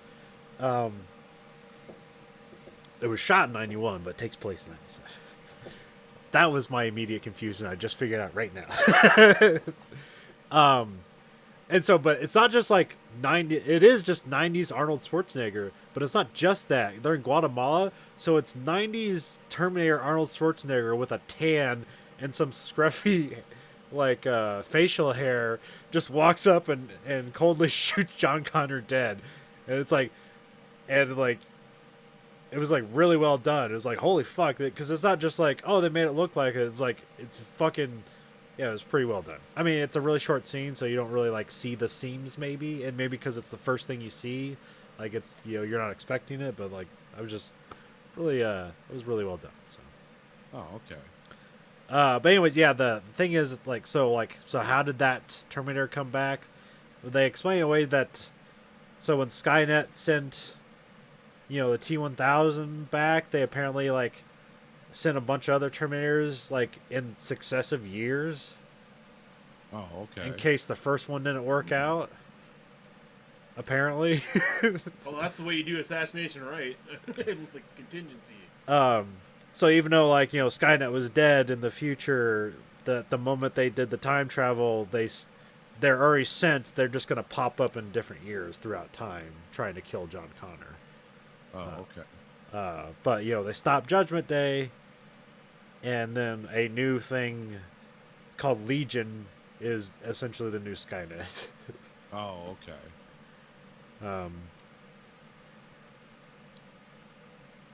And then, and so, yeah, there's a new, you know, and they're trying to protect this girl. I thought it was funny, because I at no point did I ever think, so they had this thing where they kind of like, this girl, they kind of mirror her with Sarah Connor, where it's like, you know, she's going to be the mother of the person that's going to go up to lead the resistance against the machines. Although, at no point did I think that she was going to be the mother of. I just thought she was going to be the leader of the resistance. And that becomes like a twist later on in the movie. It's like, oh no, she's the leader of the resistance. Like, yeah, fuck yeah, that's what I thought. Shit away in the fucking trailers. Yeah. They did not fucking make a mystery out of that. I don't know why they act like that was a big twist. It was like, no, you never led up to that. She's never been in an established relationship. No one was around to sleep with her. Yeah. Where the fuck was this whole mother of the resistance bullshit coming from? They have her, you know, shoot a shotgun. But no, that was part of my... On further examination of the movie, you know, days afterwards, I found a lot of things in this movie that either James Cameron wrote in because he found it to be nostalgic and wanted to pay homage to the first two films, or it's just purely in there to sell tickets and be like, yeah, I remember that awesome scene from T2 or that thing from T1, because there's plenty of used fucking special effects sounds, like in the ending where the fucking the bubbling vat sound when the fucking two Terminators are like melting together in the EMP storm. There's also plenty of action scenes that borrow or steal from other action scenes in the franchise, or at least specific moments or specific things that happen with character arcs. And so it's kind of like either they're just replaying it, it's basically like the Star Wars Force Awakens versus fucking New Hope, or it's, you know, I mean... I mean, that was like, so yeah, something we should say, like, this just ignores Salvation and Genesis completely. Like, this is essentially, and 3, so essentially this is just Terminator 3, the official Terminator 3. Oh, okay, so this is the real Terminator 3. Yeah. Okay. Which, I don't know, when I was thinking about it, like, frames it as, like, the Sarah Connor Chronicles, which I need to watch those. I was kind of interested in seeing those, but... They're not bad. But yeah, this makes more like this Terminator 1 through 3 makes more interesting as a sense as a through line for Sarah Connor, and this is like the completion of her character essentially. Okay. That's how I kind of like thought about it. But I just completely lost what the fuck I was gonna bring up about before that. Oh yeah, so like I don't like there was always like this always pops up every now and again on Giant Bomb because Jeff is a big like Terminator, just the original Terminator fan. Right. And he's not a big fan of Terminator 2. Well, I mean, he likes it. He just thinks it's a knockoff of Terminator 1 because there's a lot of repetition from Terminator 1 and Terminator 2 because they want to like draw a comparison. It's like here's the same thing from Terminator 1, but here it's just a little bit different. And that's so that's why, you know, because then Jeff sees it as like Terminator is a really original movie, and Terminator 2 is just like a more expensive version of the original Terminator with some twists. And he's older, so I don't know if like because I just grew up just thinking like Terminator 2 is cool, so it has to be the better movie. And I never like thought to think like, well, maybe the original Terminator is the better movie, but also like Terminator 2 is just a really cool spectacle, so it's kind of hard to. For me, because I didn't like necessarily like grow up with the Terminator, I was more like new Terminator 2 first, and then like went back and saw Terminator. Mm-hmm. But I don't know. You probably have a different perspective, right? Because Yeah, the original Terminator is the best. Okay. Because it's just like everything. I mean, the original Terminator is absolutely a perfect movie in its scope and what it does and what it says. It's a super simple story, not a lot of money going around. There's not like amazing acting, but just the way it's structured. It was a weird idea, and it was copied a lot because a lot of people have done like robots taking over stories, but this really like it made the robot workable because it wasn't real clunky until the very end when all its skin got burned off. But before that, it was just some weird dude with an Austrian accent going around killing people. And it was effective enough because it made it alien enough, but he also moved like a human, so it was cool. The original Terminator is just the essence of storytelling. It's like, what's the simplest story we can tell in the simplest way? This. Because there's complicated concepts in it, but they're really kind of irrelevant to the story. Like, yeah, this like probably the downfall of Dark Fate is that it has a lot of things it tries to explain, but it's time travel, so it's all going to get wonky and stupid. Yeah, it's not worth it. But it's not as wonky and stupid as like Genesis. Yeah, that's really weird. But and it's not like 3 where it kind of betrays the whole the core concept of Terminator was like, you know, there is no fate but when we make it, and Terminator 3 is like, oh, this is always meant to happen. It was our fate to fight the Terminators. And it's just fucking stupid. We're going to coordinate the rebellion from this bunker. Like, oh, no. It's like, Terminator 3 is awful. So what you're saying is 2 of the best 80s movies are about time travel fucking. Because Terminator 1's about John Connor's friend going to fuck his mom, so Sarah Connor's a MILF. And then the second one's about Back to the Future, and he's trying not to fuck his mom in time travel. So 2 of the top 80s movies are about time travel fucking. Yeah. So I'm sensing a theme. So we should really...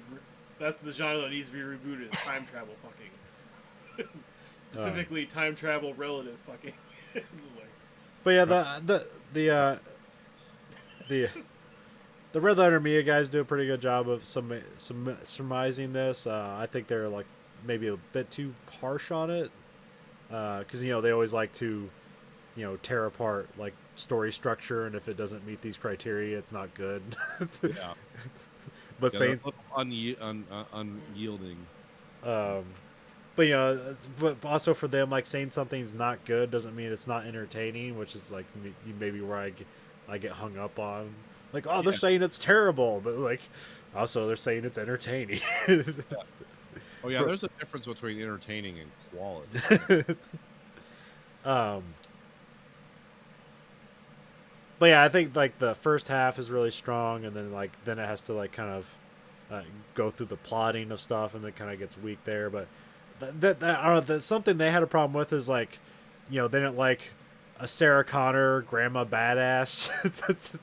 Like they didn't accept it. Like, you know, the first time you see her just like popping up out of that car with that like automatic machine gun with a giant drum clip on it, and like it's like, oh no, they're like, oh no, it's like no, she's like fucking, she's like in her 60s.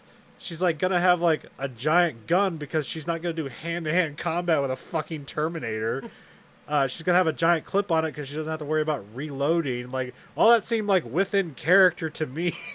Like there's no point in the movie where she's just like charging forward. Like she's always like has a weapon and keeping her distance from something. Yeah, if she jumped out of the truck and started doing a spin kick, that would probably be a little like, oh, that's ridiculous. Okay, but back to my theory of like this is just rehashing a lot of the key moments from the first two movies. Yeah. Okay, so starting off chronologically, you have the highway chase. Yeah. So that's mirroring the highway chase in T2 because you have a lot of the same action set pieces going on there. Yeah, or the aqueducts chase or whatever that is. No, not the aqueducts chase. I'm talking about specifically the helicopter and the SWAT van chase from T2. Oh, okay, the one at the end? Yeah, the one at the end. Okay. So you have the highway chase with the truck, with the Terminator fighting off the person in the unstoppable vehicle, i.e. the helicopter, but now the dump truck or whatever the fuck it is. Throwing things, piercing, but then a person gets wounded, i.e. the brother, and then Linda Hamilton's character in that car, and then instead of obviously taking the brother and then him being hobbled and, you know, fighting on and stuff, he dies.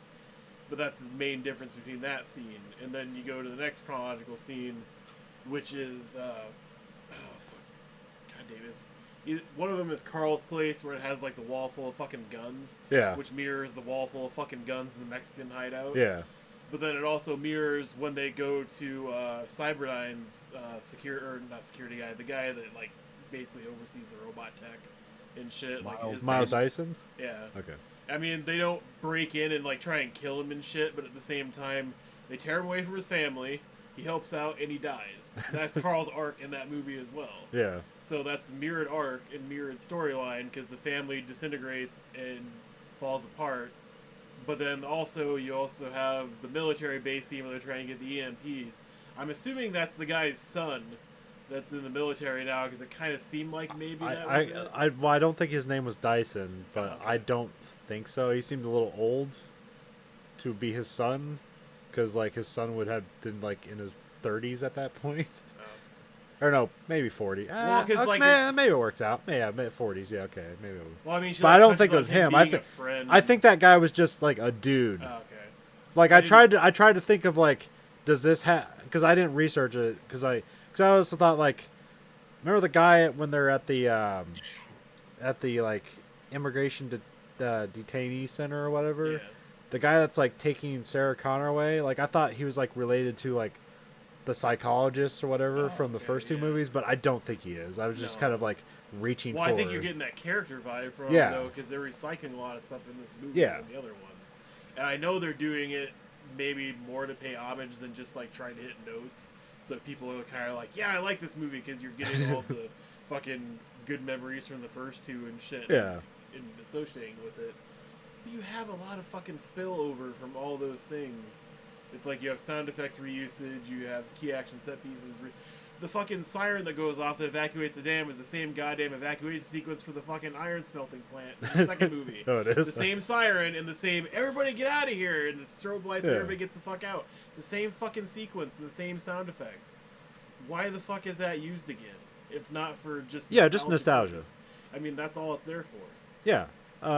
Well, and familiarity. Well, I know, but it's like, is it just laziness at that point? Because they reuse so many of these things and just structured them a little No, bit there's a differently. purpose to it because they could just reuse a random sound effect. Well, no, that sound effect I don't really have a problem with because, yeah, that's definitely nostalgia. It's made in there for nostalgia. But I'm talking about, like, the way scenes are played out almost identically to other scenes. It's just they change a few things around in them. Yeah, like I'm not sure how much like Cameron has influence over it, or if that was just something they all fell into. But yeah, it's probably mostly it's not because like if you take it from like James Cameron's perspective, it's like this movie is like fucking 27 years in the making. Yeah. Weirdly enough. But it's also unlike James Cameron not to rip off or reappropriate other people's stuff or his own stuff over again. Yeah. In his movies. So I was thinking more or less some of those scenes were heavily influenced by him more than the other writers. Yeah. Oh. But at the same time, like you said, I don't know how much pull he had on the whole process of making the film. If T.J. Miller was the one that made it, but James Cameron was the one that. It was Tim Miller. Oh, sorry, Tim Miller. Sorry. It's something Miller. T. Miller. That's all we know. T. something. The guy who directed Deadpool. Yeah. The guy who owns Blur Studios, who makes all video game cutscenes. Yeah, I still enjoyed the movie. I just keep thinking about it in my head again and comparing it to the other two because that's. Yeah. Well, yeah. It's like if you consider like 1, 2, and this as the trilogy, this is certainly the weakest. Yeah. But it's all like also I had very low expectations, and I think it's better than Genesis and Salvation. Yeah. And Terminator 3. It's better than all those movies. I mean, Genesis has a lot of fucking problems with its story and shit. But I still find that it's a good movie, and that they wouldn't have spoiled their own goddamn twist in the fucking trailers just like this goddamn movie did.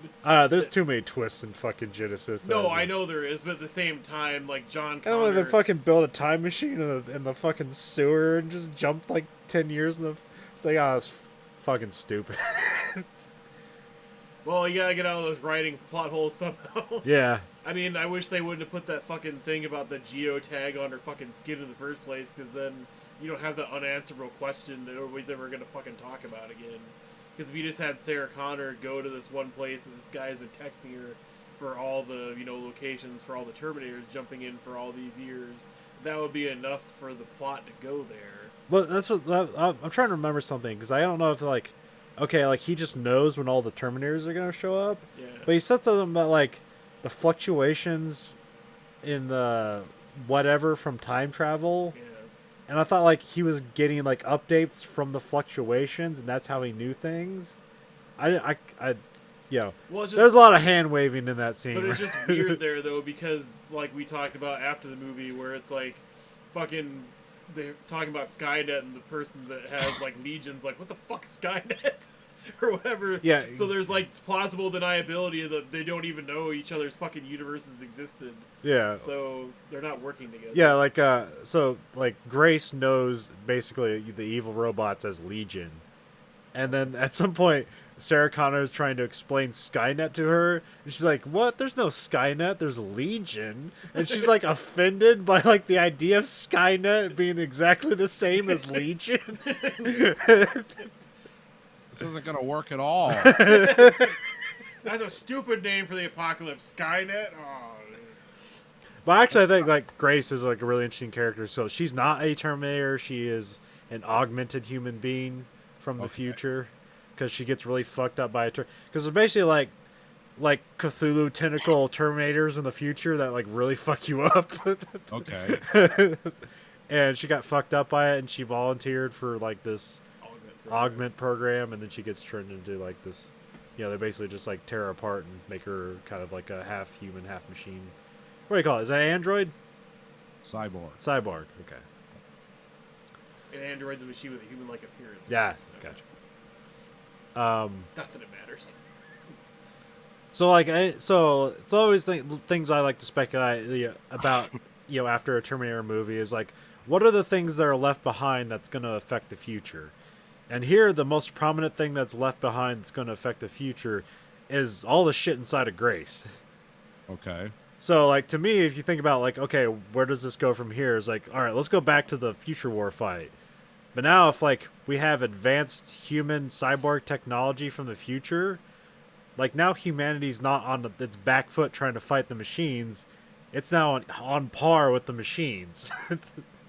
And, what kind of weird cyberpunk shit can you do with exoskeleton Terminators versus cyberpunk well, the thing that drew me augmented too, human if they beings. really did want to make a sequel or more movies out of this and continue the series, where was ever the talk of when Doomsday was for Legion?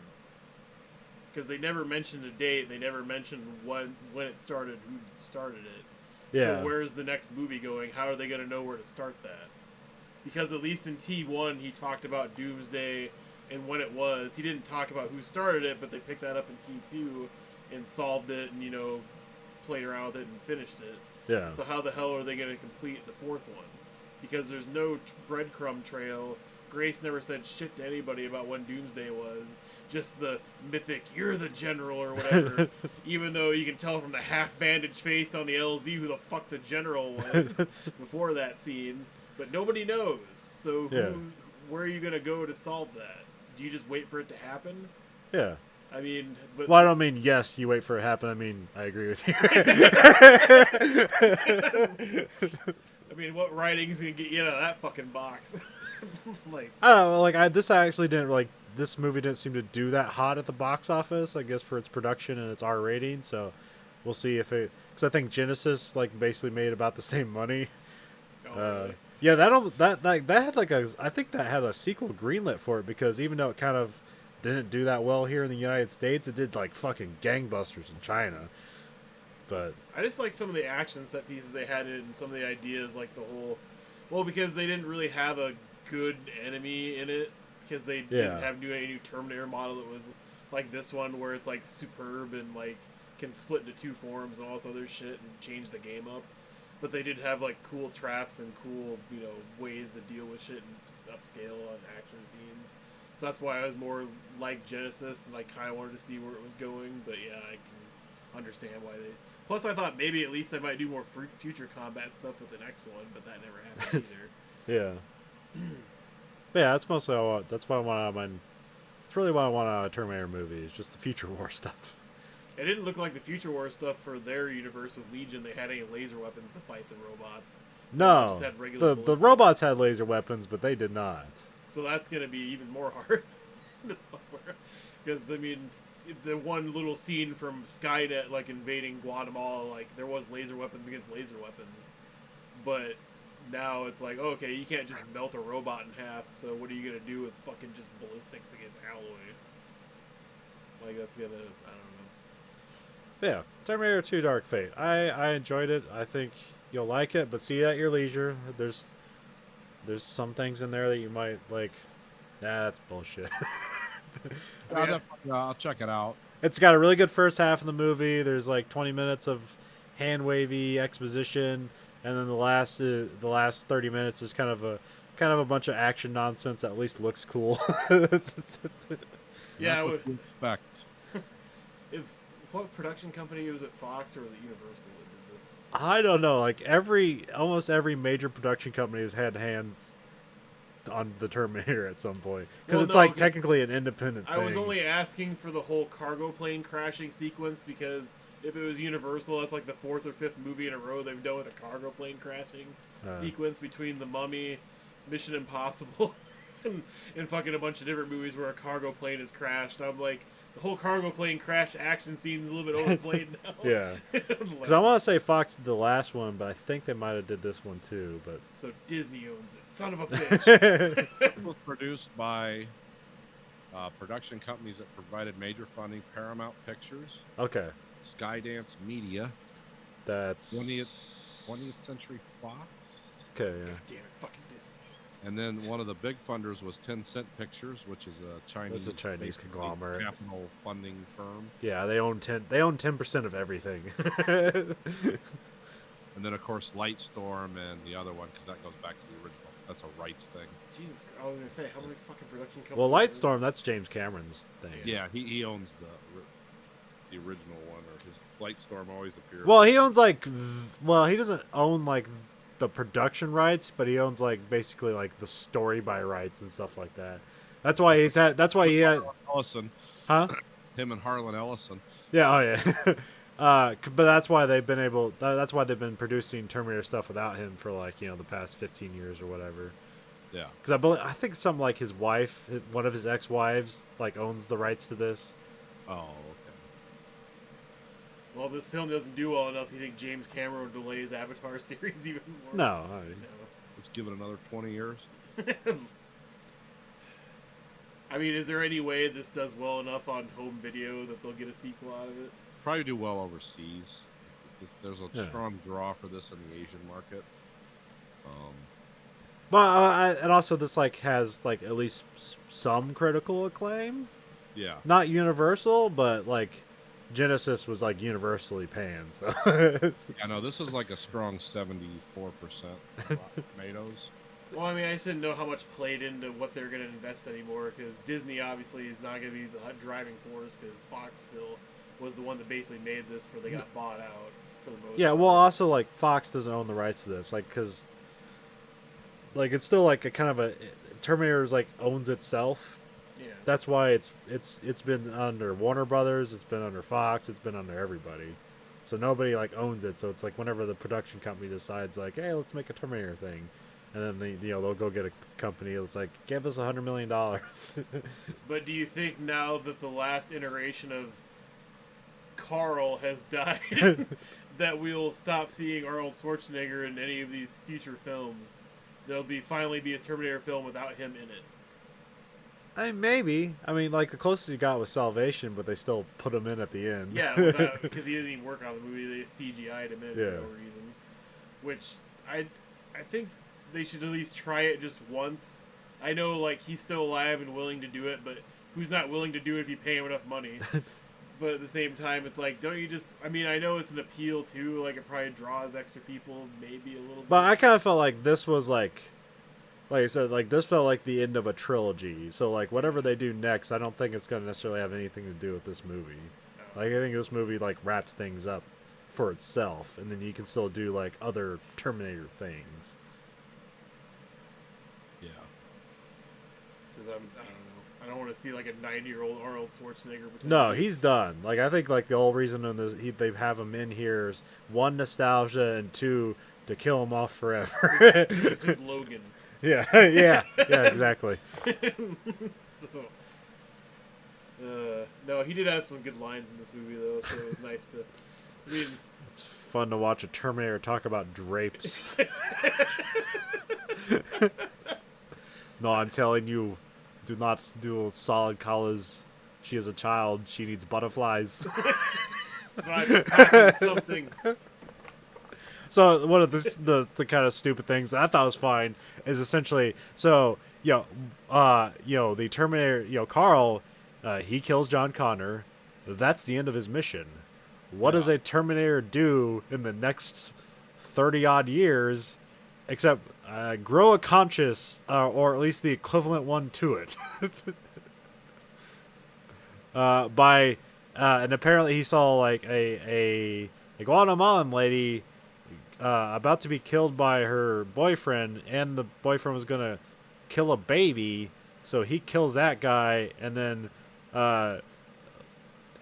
spends the next 30 years in a sexless marriage with her. And she never asks any questions. No.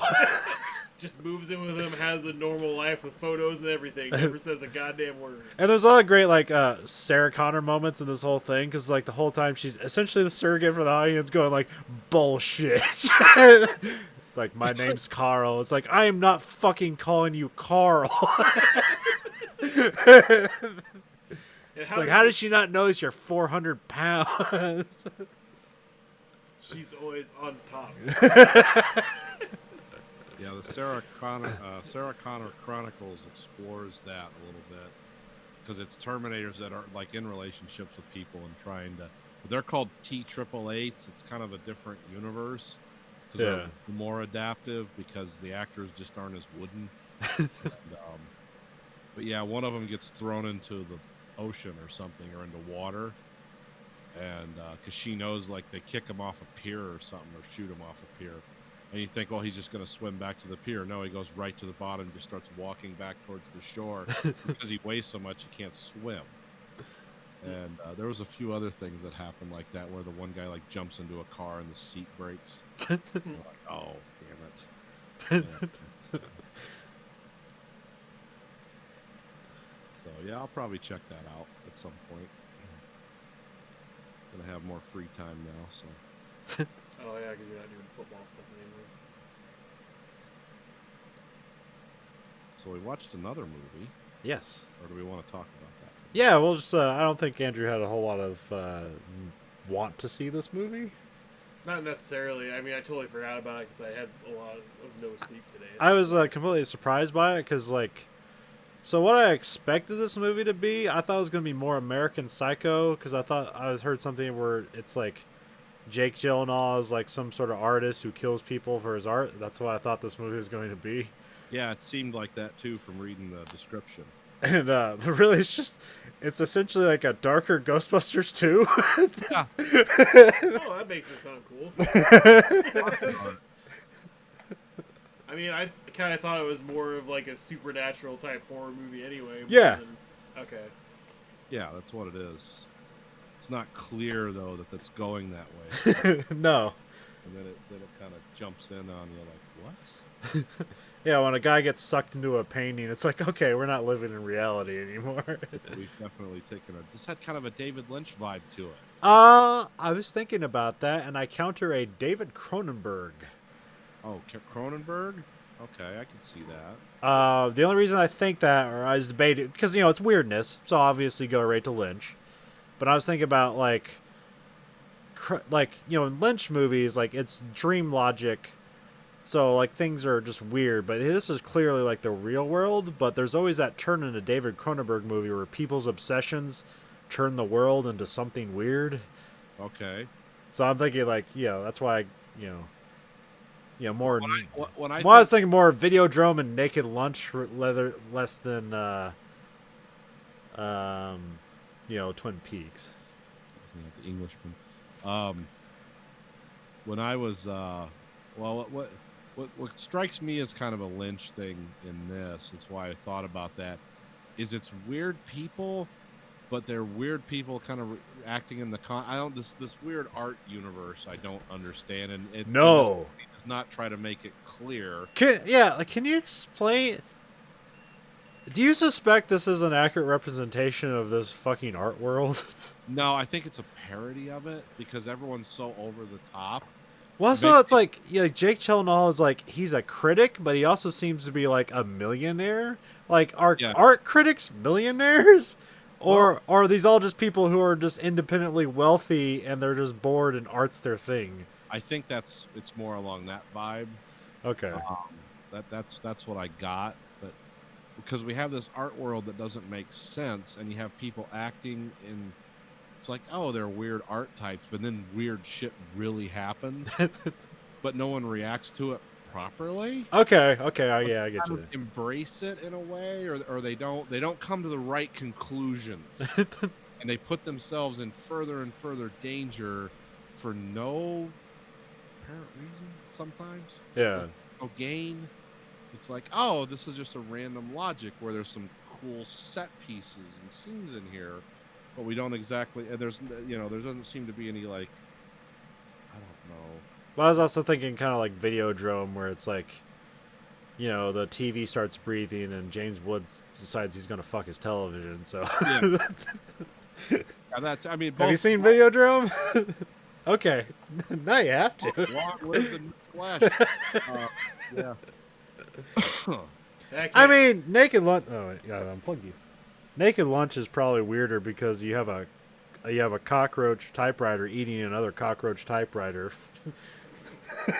Trying to visualize that one in my brain, it's not really working at the moment. So. Well, Naked Lunch is basically not, like we said. We have the cocaine novels of Stephen King. Naked Lunch was Burroughs' heroin novel, so it's basically it's a book about tainted heroin that became a really weird movie. It's like an autobiography, isn't it? About how he killed his wife. Sort of, yeah. Burroughs was a strange dude.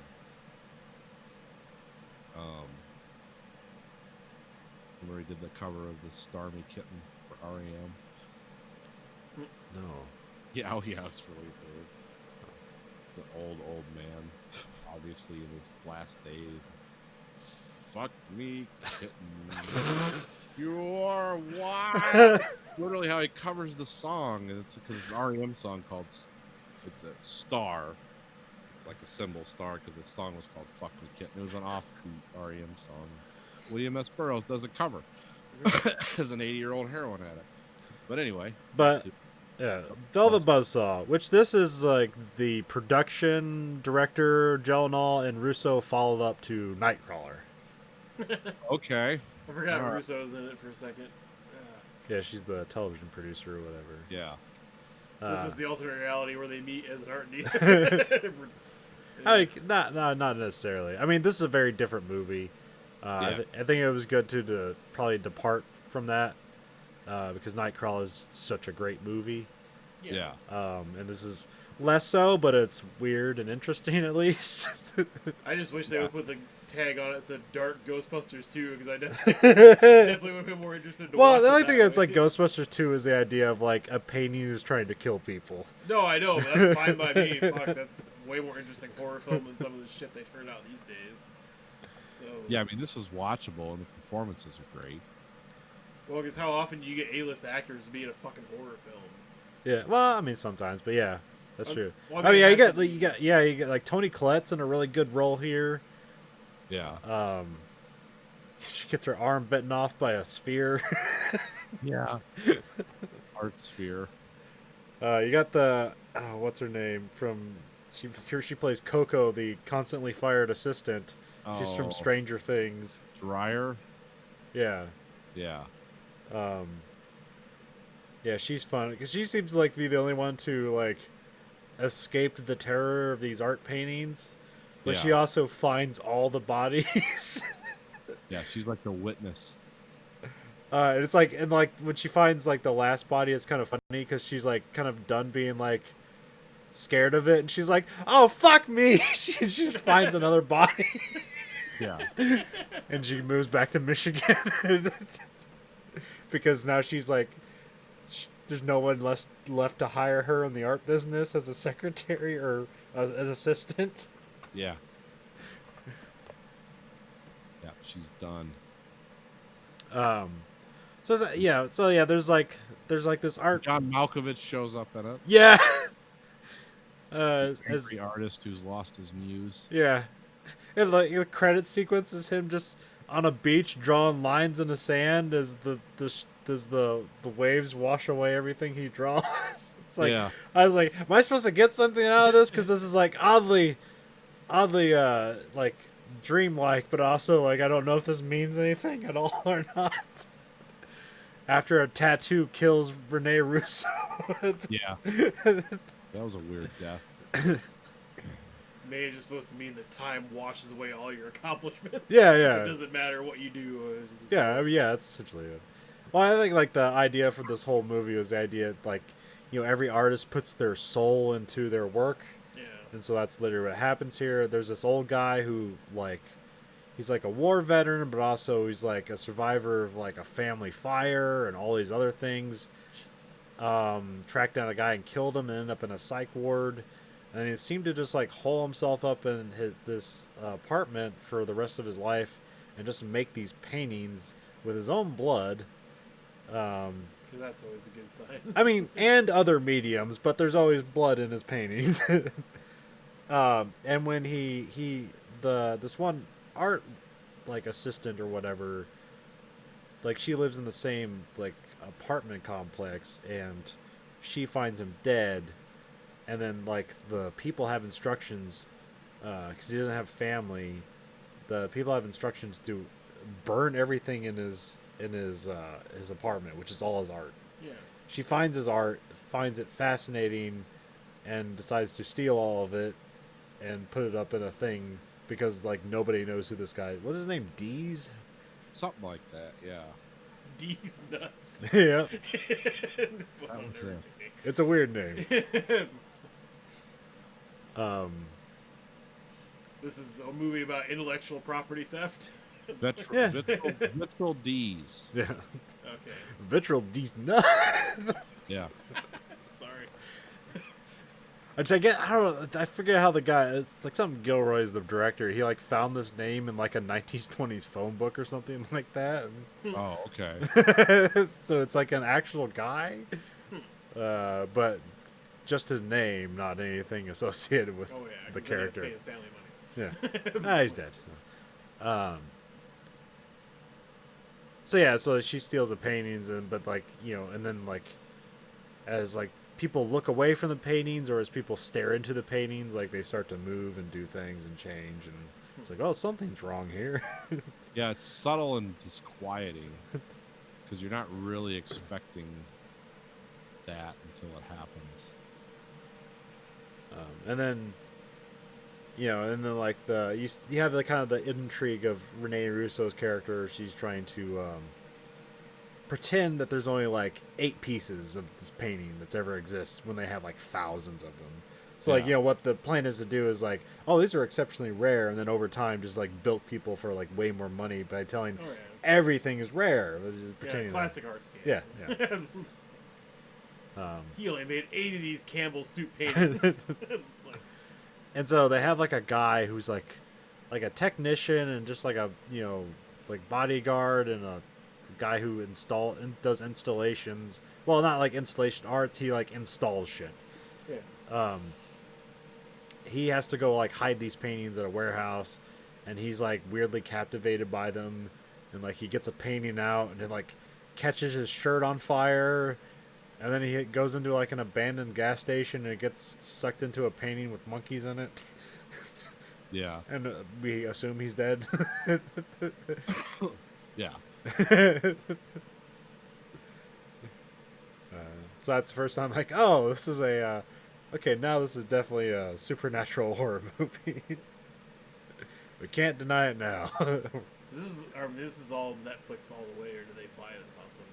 I believe it's Netflix all the way. I'm not sure.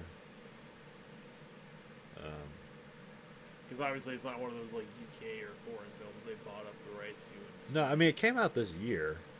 Yeah. Which I guess It's is completely produced by Netflix. okay. It's also interesting because that means Jake Gyllenhaal did this and Spider-Man's or Far From Home the same year. And I'm trying to think of similarities, but between characters, but it's not really. I don't know. The interesting thing about Jake Gyllenhaal is he's probably like everyone's pretty much just like amoral and trying to get one up on each other in this weird art world where they're just trying to bilk everybody for more money. And like he kind of like subtly grows a conscience over the course of the film, but that doesn't seem to help. He's killed anyways. Yeah.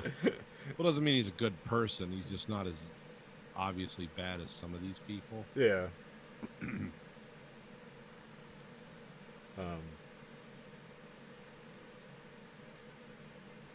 trying But that's yeah, it's kind of a weird disjoint. It's a movie it's a good bad movie because it seems to it seems to be really good, and then it gets kind of weird and almost obnoxious on the nose, like everything's over the top, and then it becomes this weird, like reminds me a lot of The Ring, the first one. Yeah. What's gonna happen next, and how are they gonna die, and but So then it gets all clunky again. So one thing I was like wondering, and maybe I'm just racist and I just can't tell a difference, but you know that cop or the private investigator that Rene Russo's talking to, and you know the guy at the end that's like the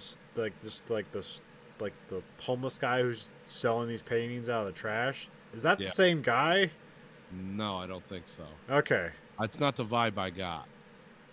I know what scene you're talking about, but yeah, I don't think that was the same guy. So I didn't know. I was like, wait, is he like? Did he orchestrate all this? Is it like? But I don't know. It was like, oh, it's just like 2 guys who are Hispanic, and I just associate. Yeah. And that's our racist moment for the week, Yep. everybody. I apologize profusely. Next week, we'll talk about why Asians look alike. Why they have nose?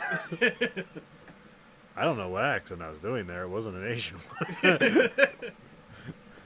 No, it's... I don't know. I mean, probably did they reuse the same actor maybe because it was bit parts or what? No, I don't think so. I just like I don't know. The guy had a specific like kind of like face build, but I think they were just similar, and maybe he had a similar voice. And I didn't know if I was supposed to draw meaning there or not. Oh, okay. Yeah, Well, I no, didn't see that. Could be wrong, but Yeah. Well, because I know it was usually smaller independent stuff and they want to save money, but it didn't seem like it was smaller. I mean, than this the seems to movie. be like pretty well produced. I mean, I had a really great cast. $25 million. Yeah, I mean, Or- but they, they're not doing big action movies or action scenes or anything like that. Or I didn't know if maybe they're like a certain popular TV show, American Horror Story, that uses the same fucking 8 cast members for every goddamn season of that show, Yeah. for the most part.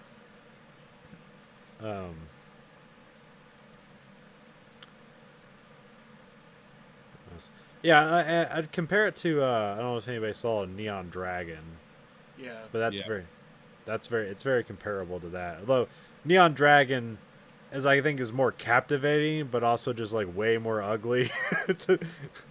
Yeah. Not like visually, it's just like morally Oh yeah, that bankrupt. fucking, you don't feel bad for. That's a. Yeah, I don't- Neon Dragon doesn't have any like characters where it's like, oh, I could see, why someone would do that. It's just a world of mean people.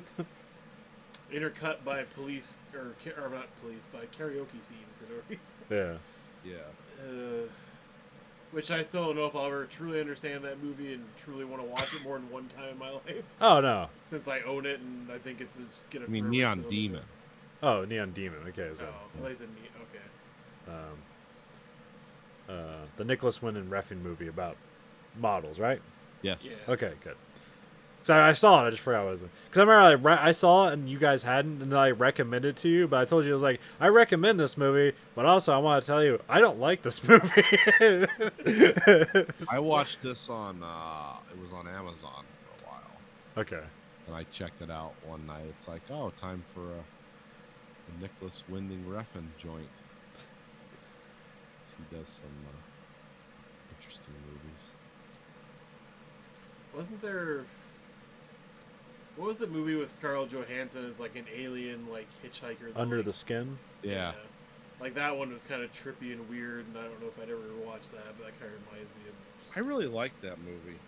Yeah, I've been meaning to watch it because I also like I thought about that movie while watching this, and I was wondering if there was any similarities. I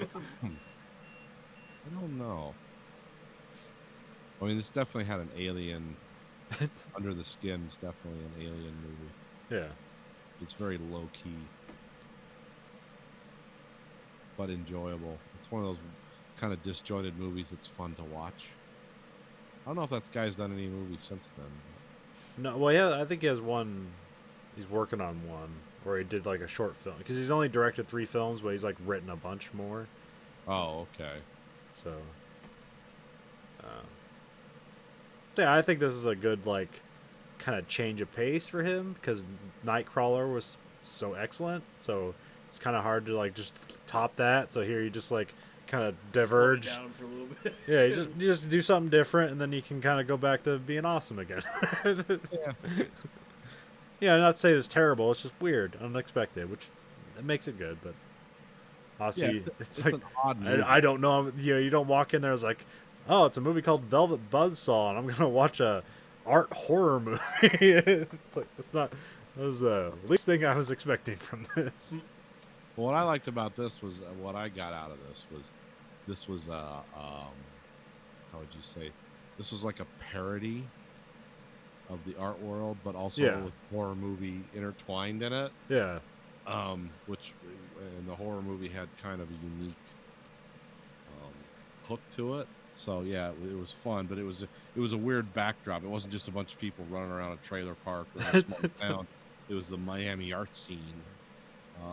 are they in Miami or is that Miami the whole time, or are they in Los Angeles at the end? Because They're in the Los- beginning they're in Miami, but I think the rest Yeah, of that's right there at the Miami Art Expo. because there's like this is probably some second unit stuff, so maybe the director didn't even shoot this, but there's some like good like city shots of Los Angeles that look fucking amazing. Yeah, Like they like convey the kind of like breadth and detail they conveys like it's weirdly similar to Blade Runner but without all the future shit in it. yeah. They're like really good shots, and he probably didn't shoot them. It was probably just some B unit to it. Like it fucking because they did something. They like did something where like it seemed like they stitched together a panorama of like Los Angeles at night, and you just see like all the buildings with lights at Los Angeles at night, and it just looks like veins and capillary veins of lights like on the ground of a city. It's like cool looking. I don't know.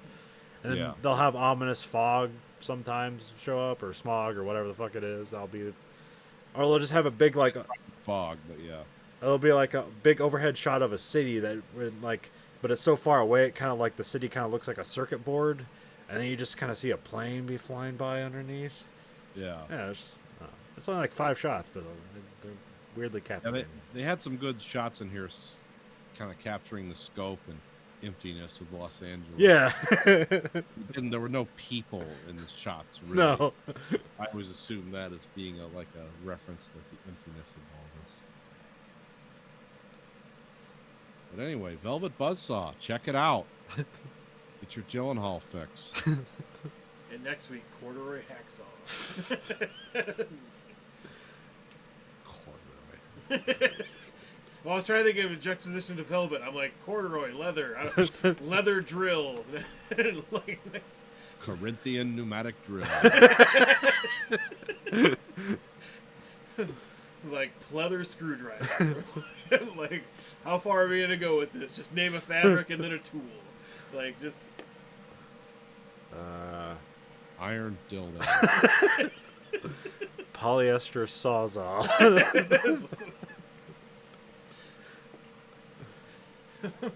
cotton kill machine. I've read that Stephen King book.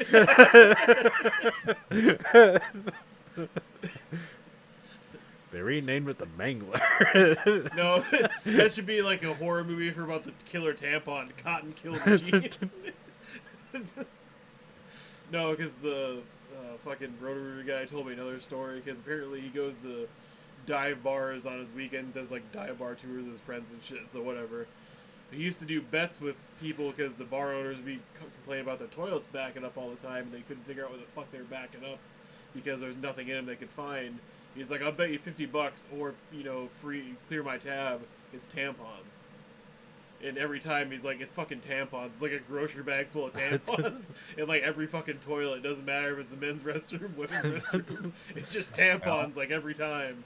And he's like, yeah, they stopped betting me. I'm like, it's like okay. What's the deal with ice in the urinals? I think it. How do they ice the urinals? Does that have something to do with the smell and all? Might be. Or the spray, I don't know. Well, that was an East Coast thing for a while. I think it's also something to like aim at, so you have better aim too, so you don't like spray the fuck all over the floor and shit. That's also like, you know, you see that like those urinals that's it's just a trough. Yeah. Yeah, like the old high school gymnasium urinals. I mean, I would just be happy for the distraction and say, "Oh look, ice," instead of "Oh look, another man's penis." So, Uncircumcised. There's always one hillbilly in the group. You godless heathen. no, because they started doing that at airports. Aim for the ice. Where they put like, I think there was like one city in Europe that literally put fake flies in every urinal, and it cut down the janitor's duties like a fuck done in the men's restroom. So I think it might be more of a Target thing than anything else. But I think it also has to do with like either like what Colin said, like the smell, or maybe something else to do with like the heat of it, like the steam. I guess I don't know. Like I have no idea why else you'd put that in there, because that seems like a weird thing. Like, I gotta get some more ice, Jim. We gotta fill the urinals up before the. Unless it's like some weird cocktail thing. It was like, we gotta cut this pee with the ice. Straight pee, that's gonna clog up the drain. Corrode all our brass valves. I don't know what the fuck. You can't just put antifreeze in your fucking car. You gotta mix with water. That's why I don't get lemonade at bars. But yeah, I don't know why the fuck they do that. Google that and see why. Yeah, I think that. Let's see how many words you can get in that sentence. Why do they put ice in the urinal and like it before it autofills it? Let's see how many people have asked this question. Why do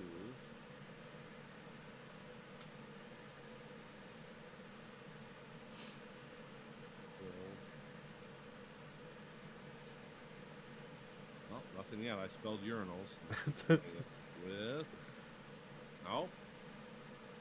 Let me complete the sentence.